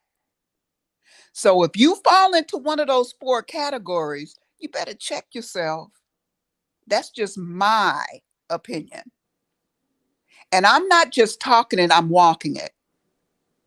And you better believe and watch. Sister Lisa and I, we gonna make some things happen, and don't think that I'm not already doing that and that she's not already doing that. You can do it too. Stop whining, stop complaining, stop holding your head down and wondering what you can do. Manifest it. You've got a mind, you've thought about it, think about it, talk about it, be about it, and do it. Well, Dr. J, thank you for that. Yes, thank you. That was great. Yeah. Well, I appreciate you all so much. I'm going to come off and sit back and listen. And I hope that someone else will chime in, because I know there's a lot of knowledge and wisdom out here. You don't have to be afraid to say it. If you think that nobody already knows what you're thinking, think again. Think something and see, does it not pop up on that phone that you have? It does. You know it does.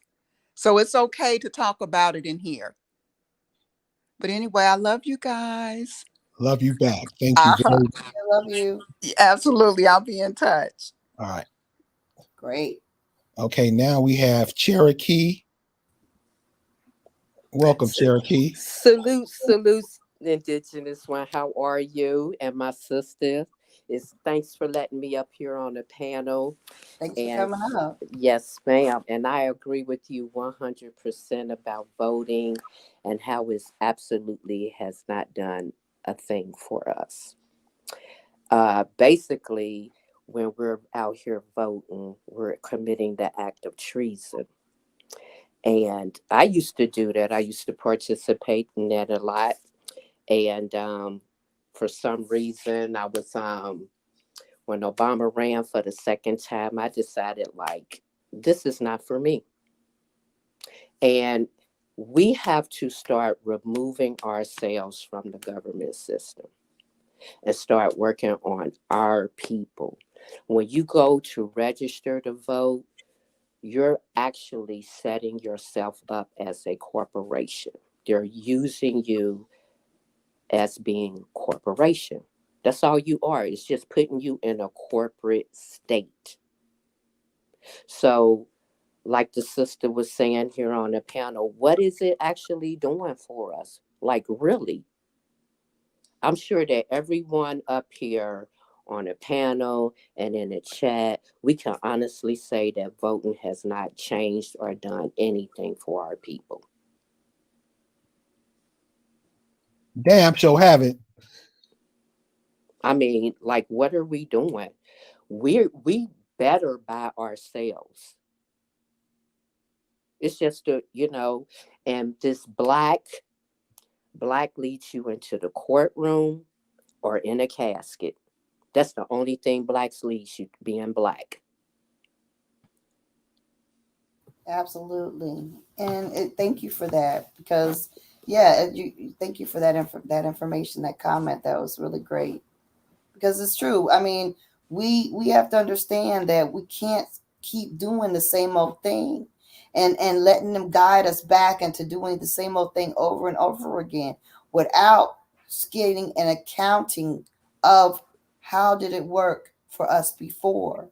What are the results? What is our state? What is our condition? What is this? What is the state of Lowndes County and all these different small counties all over the country today, after all the sacrifices people have made? Lives were spent. And for what? They want us to do that again? No, thank you. And I read that Obamacare, because I noticed that, I think you guys mentioned Obamacare. Didn't y'all mention Obamacare for a quick second? I was reading an article where they said Obamacare was just funded for child trafficking. So we have to really ask ourselves, like, yeah, they set Obama in place for their people. When we punching holes in the paper out here, all we're doing is voting for enemies to come on our land and tell us what to do or let us know what we cannot have. Absolutely. When we actively participate, they want us to do that so that they can say, "Oh, we have them. We have them controlled.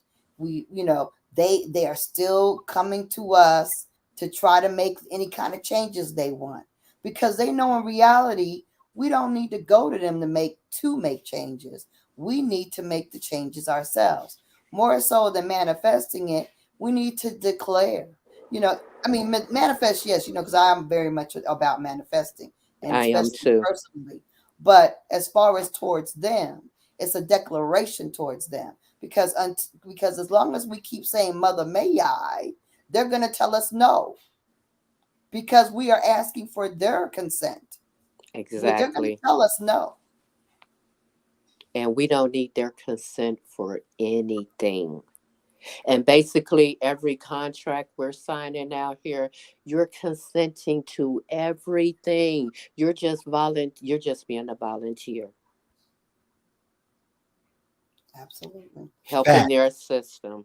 And it's a shame now we got children when they get out of college now, or high school, they're running to go vote. And for what? It's not even helping them. At some point in time, we got to break the cycle. And nobody's going to help us break that cycle but But ourselves. us. Yeah, absolutely. Right. And that's why we're speaking up about these things. They can go and talk about, the ancient Israelites or whoever else they want to. They can rehash history over and over again. I love history. History's great. We could talk about our ancestors and who came from who. That's fine. Figuring out where you came from is important. But it's also important that we avoid these same roadblocks in the meantime and in the present time. We have to make sure we stop getting caught up in the same traps that we've been up in over and over again as Indigenous people. We have to understand that these traps are being set for us, and we have to understand that the whole goal of the entire planet is to keep Indigenous people oppressed and to take what they have. I agree. So I don't believe any. I'm gonna just say this, and I'm gonna get off of here. I don't believe that any government is warring and beefing with people, with each other. I truly believe that they are friends and they are working against the Indigenous people and the Indigenous people only. Absolutely. So thank you for letting me come up here, and hopefully in the future I can come back up. And this is a great topic. We'd love to have you. All right, you guys have a beautiful evening. Okay, love.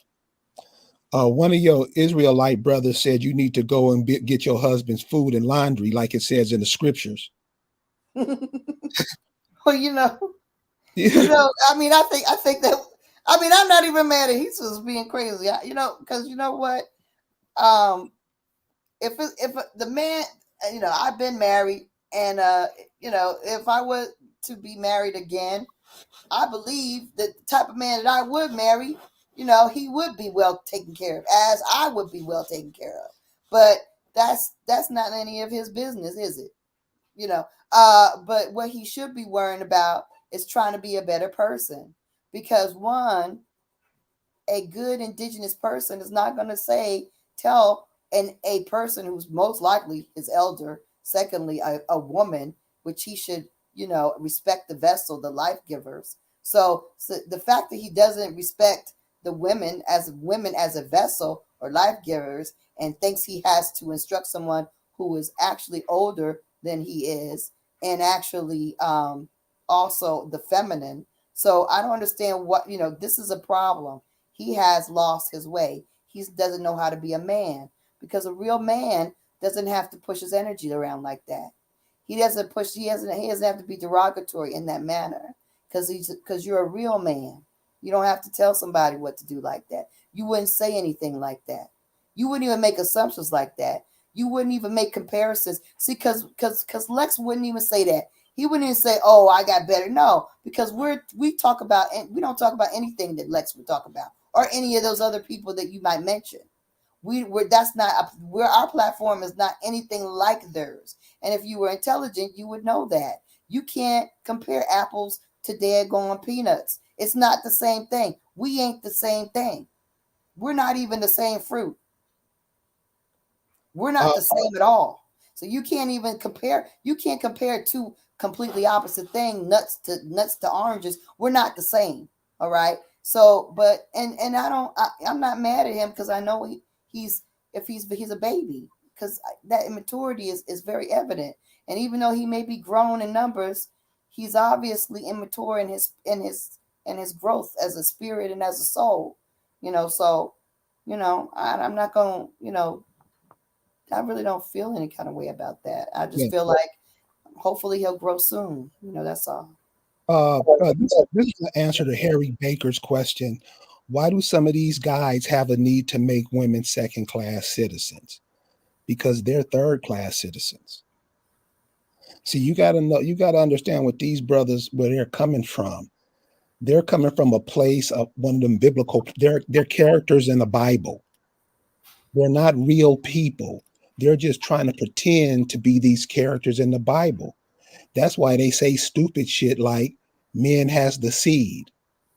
It's very confusing to me, because Jesus, if they believe in Jesus, I don't know what Israelites believe in, but if they believe in Jesus, then Jesus was very respectful of all people, and especially the feminine, no matter what. So I don't understand why why they feel like they have to take on this. This is you know what?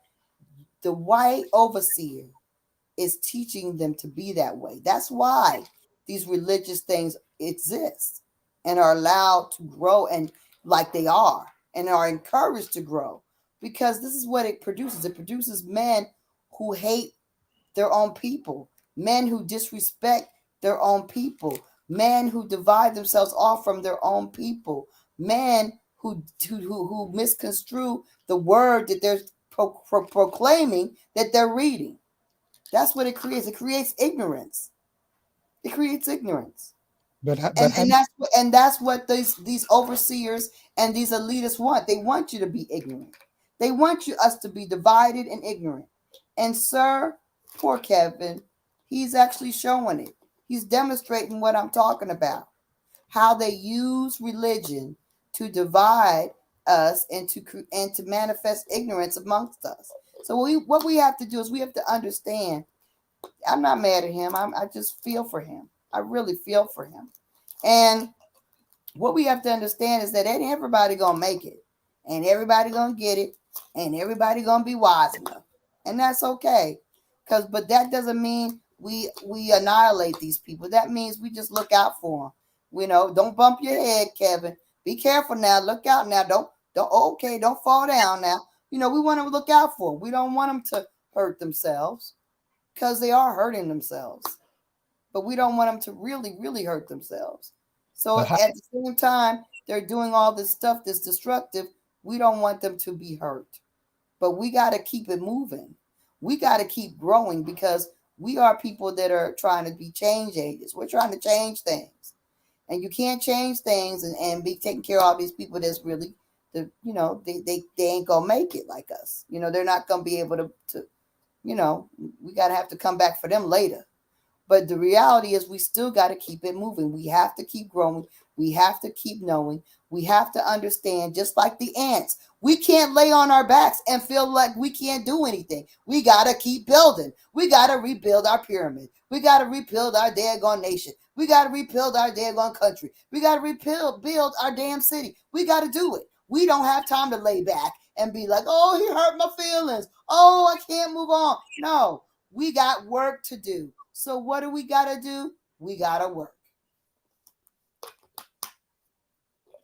And I don't get how brothers hate women. I never got that. You being enslaved, another man's telling you what to do on your land, and you're talking to your women, the mothers of your daughters, girlfriends, aunts, crazy. Who does that? Not And a this, real man. yeah, and this is what we have a serious problem with. So I'll say, Kevin, I'm not with you. You know, I could say a lot of things, but I'm trying to be better. But damn, dude, you should go talk to the brothers in your group that you guys, and show them what you said, play them what we said, so they can guide you hopefully in the right direction.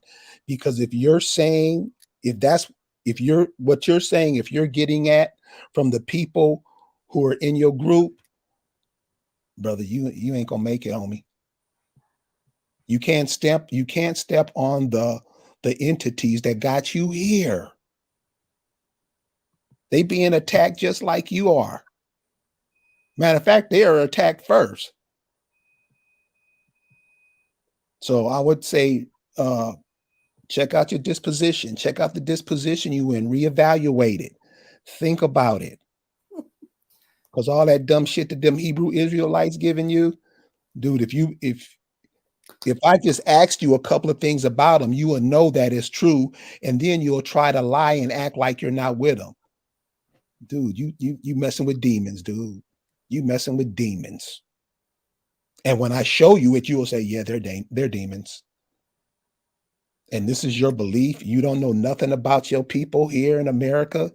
You're going to take a character out of somebody's copyrighted work and make it fit you? For real, cuz? So, Lisa, that's it for me. Well, like I said, I don't have anything against poor Kevin. I feel for Kevin. And the thing about it is that's why we need to have these conversations, because, that's when we learn what we got to improve on. And that's when we can actually see in 3D what kind of damage these daggone snares, these traps are making for us. These traps are making problems. This is destroying our families. If you got families headed by people who talk like he's talking, what's the future going to bring? You can't be a good father, a good leader, if you're talking like that about your better half. You cannot. You have to love who you come from, who delivered you into the earth. Because I don't care what kind of seed you spraying, if it's going on the damn ground, it ain't going nowhere. You can have all the seeds you want and throw it all over the ground. And the seed, if you're throwing seeds and it's not going anywhere that it can grow, it is not going to do anything. It ain't going to do anything. See, this is the other thing about the seed of the man. See, the Israelites talk about the seed as if their seed is like the seed of a plant. The seed of a plant is all encompassing. It's all that you need to grow the plant is that seed. And they talk about it like that, like they don't even understand nature. Right. But let me explain this to you, Kevin, because in nature, yeah, the seed is everything. You can grow a whole watermelon from a seed. You can grow a whole potato from a seed. You can grow a whole stalk of corn from a seed.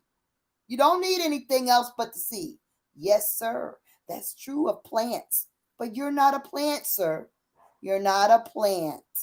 You're not a plant. I repeat. You are a man. And for a man to be born, he needs two contributing factors, not just the male seed. You see, there's an egg. There's a whole egg. And it happens to be located in this other called woman. And you cannot have a life without that other half. You can't. Your seed can't just sprout off by itself. If you just go in your socks or go in your bed, a baby's not going to pop up in the sheets. I'm sorry, but I don't think that's happened in your house. I don't think you've jerked off and a baby popped up. Has that happened? I don't think so. So your seed alone does not create life. And then even if you were to take your seed and combine it with an egg that you got from somebody, by some kind of miracle, and put it on, so you still need to have certain conditions, which is a womb and nutrients to feed that life into growth. You need the womb. You need the placenta. You need all these other things and a balance within what the woman is giving to eating and drinking and providing and breathing for this life to form. So it's not so simple as you being the seed, sir. You might need to restudy this. He's studying from Pacau. So, like you say, baby, let him go, Well, anyway, the reality is that we as people have to have a little more respect for each other, okay?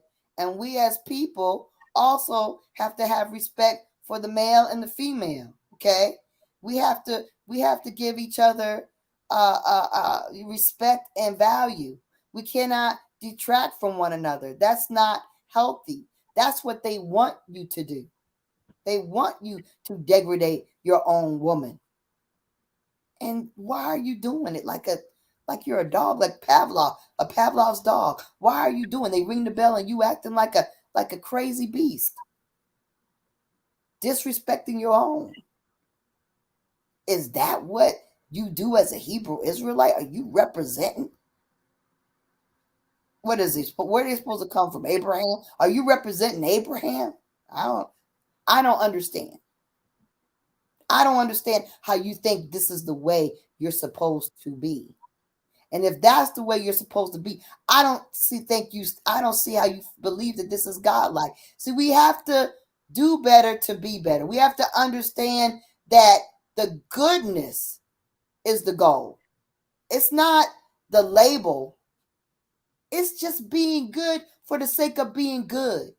It's just manifesting what is positive and what is right and what is just and what is loving and fair and kind. That is what we have. That's the goal. You don't got to have the label of being a Muslim or a Hebrew Israelite or Catholic or Christian or Jehovah's Witness or Seventh-day Adventist. You can be, those labels are just to divide and conquer us. What we must go for is respect for each other, love for one another, and love for our Creator. Most of all, we must have love. That is what's important. And it's not loving to cut each other down. Just not. Not necessary, not loving.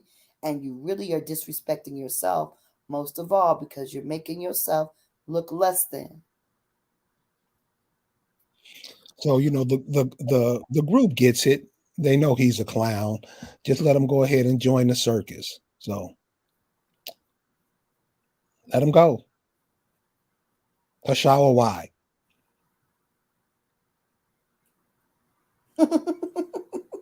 Right? Yeah. Okay. So anyway.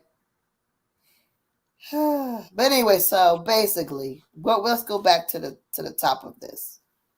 The top of it is that we have to understand that these systems are in place to keep us in control, keep us enslaved, really, keep us enslaved.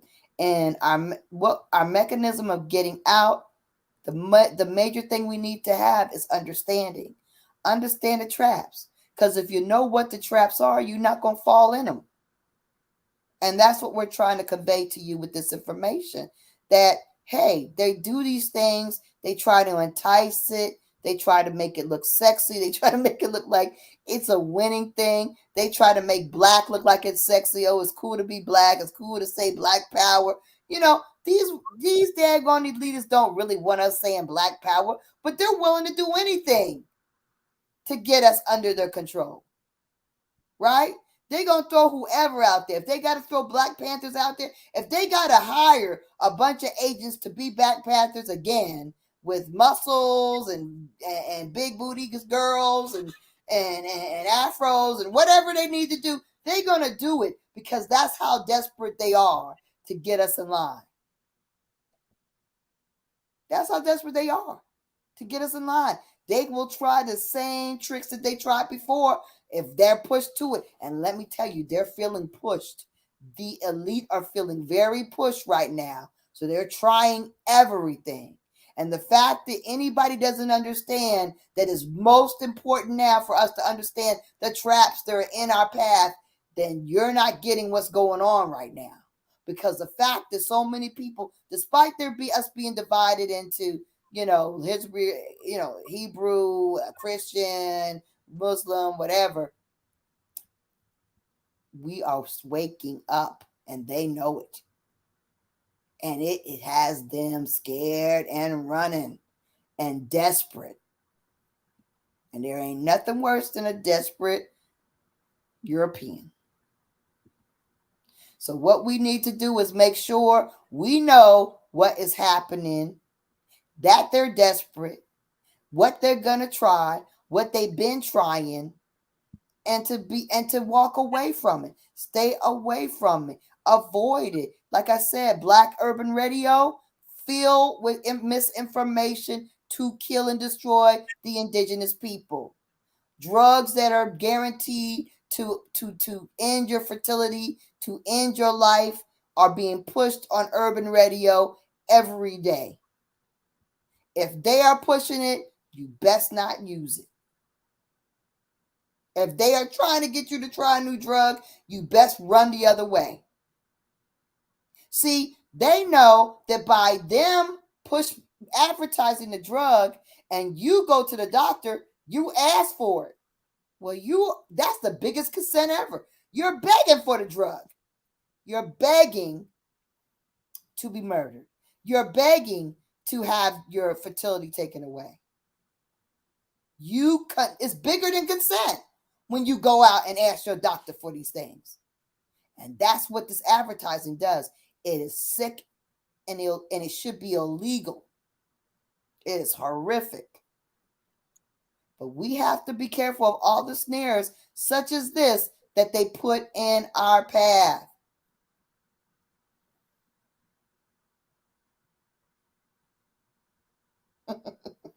Anyway, basically, yeah. They're killing us with these drugs. They actually are killing us with these drugs. We have to be careful. And the food. We have to be careful with the drugs and the food. And the more we can learn to be self-sustaining. And, a lot of times, let me tell you something. Even if you can't do it consistently, just to learn about nature and the plants that are available to you so that you don't feel desperate. You know that bark is good to eat, or that plant is good to eat, or that nut or that acorn, or this daggone insect, or that, whatever, or frogs or turtles or whatever the hell, to actually learn about survival, to get yourself to a minimal state of comfort that you know how to purify some water, you know how to get something to eat. If there was nothing to eat but just wood, what's in the woods, and you could find something that's edible. Just as simple as you knowing to watch the animals. If the deer's eating it, you can eat it. Simple stuff. If the insects and the animals ain't eating it, I wouldn't advise you to go for it. But this is the thing. What we have to do is sidestep the fear and sidestep their daggone trying to daggone make us feel fearful and desperate, and be prepared, at least in our minds. Like I said, if you have enough knowledge so you know how to do certain things, you ain't gonna lose your mind if there's no toilet paper. Hell, you got a whole closet full of old clothes. Cut them up and make doo-doo rags. Stop worrying about such things. Cut them up, make doo-doo rags. You don't have to worry about toilet paper to the point that you're going to get crazy if there's a shortage of something. You got lots of old clothes, like I said. You can make some doo-doo rags. We can survive. We're survivalists by nature. We don't have to worry about not having it as long as we have the creativity and intellect that we were born with. We can create anytime. Just get your mind thinking in that way more so of that. And then have yourself some staples like beans and rice. Beans and rice, you can survive whatever. Get yourself some big tubs off of Amazon of beans and rice. Black rice, brown rice, white rice, whatever you use.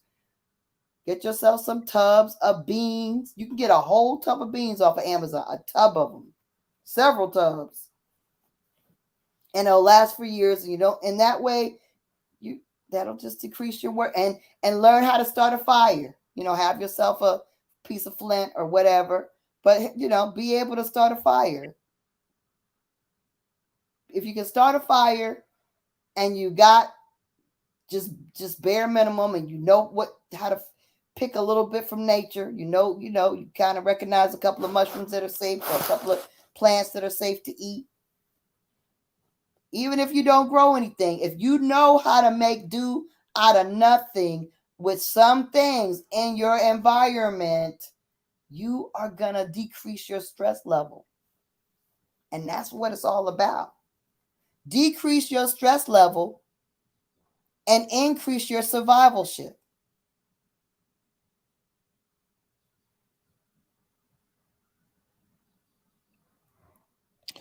Well, thank you, Lisa, for those words of wisdom. But before we get out of here, this is what I want the brothers to understand. And please understand this, about yourself. When you see all these cats from all these different groups going around talking, remember, they're the first infiltrators in the community. They talk something that they don't live. They're just repeating something. And when asked about what they're saying, and remember, they say this to the young men. When guys get out of high school, they're looking for somewhere or something to do. And they run up on these guys. And this is what these guys infect their minds with. I just want you guys to pay attention to it so you will know that it don't work. So this Kevin cat, he's talking about he's from the South, blah, blah. He played football. But his last words is he can actually say, I'm native. Now, the first thing he does is call himself an Israelite, which means you're not native to here.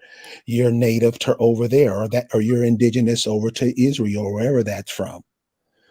Your family, $20, your whole family don't say that. You say that because you believe in a fairy tale. And that's fine. What all I'm basically trying to do is get these young brothers to see, brother, that ain't you. If that's what you think you are, you're going to act like the people over there act. You're going to be those people. You're going to be whatever it says for those people to do. Somebody has written down the instructions for them to do that. You don't have to do that. So that's what I mean. Know who you are.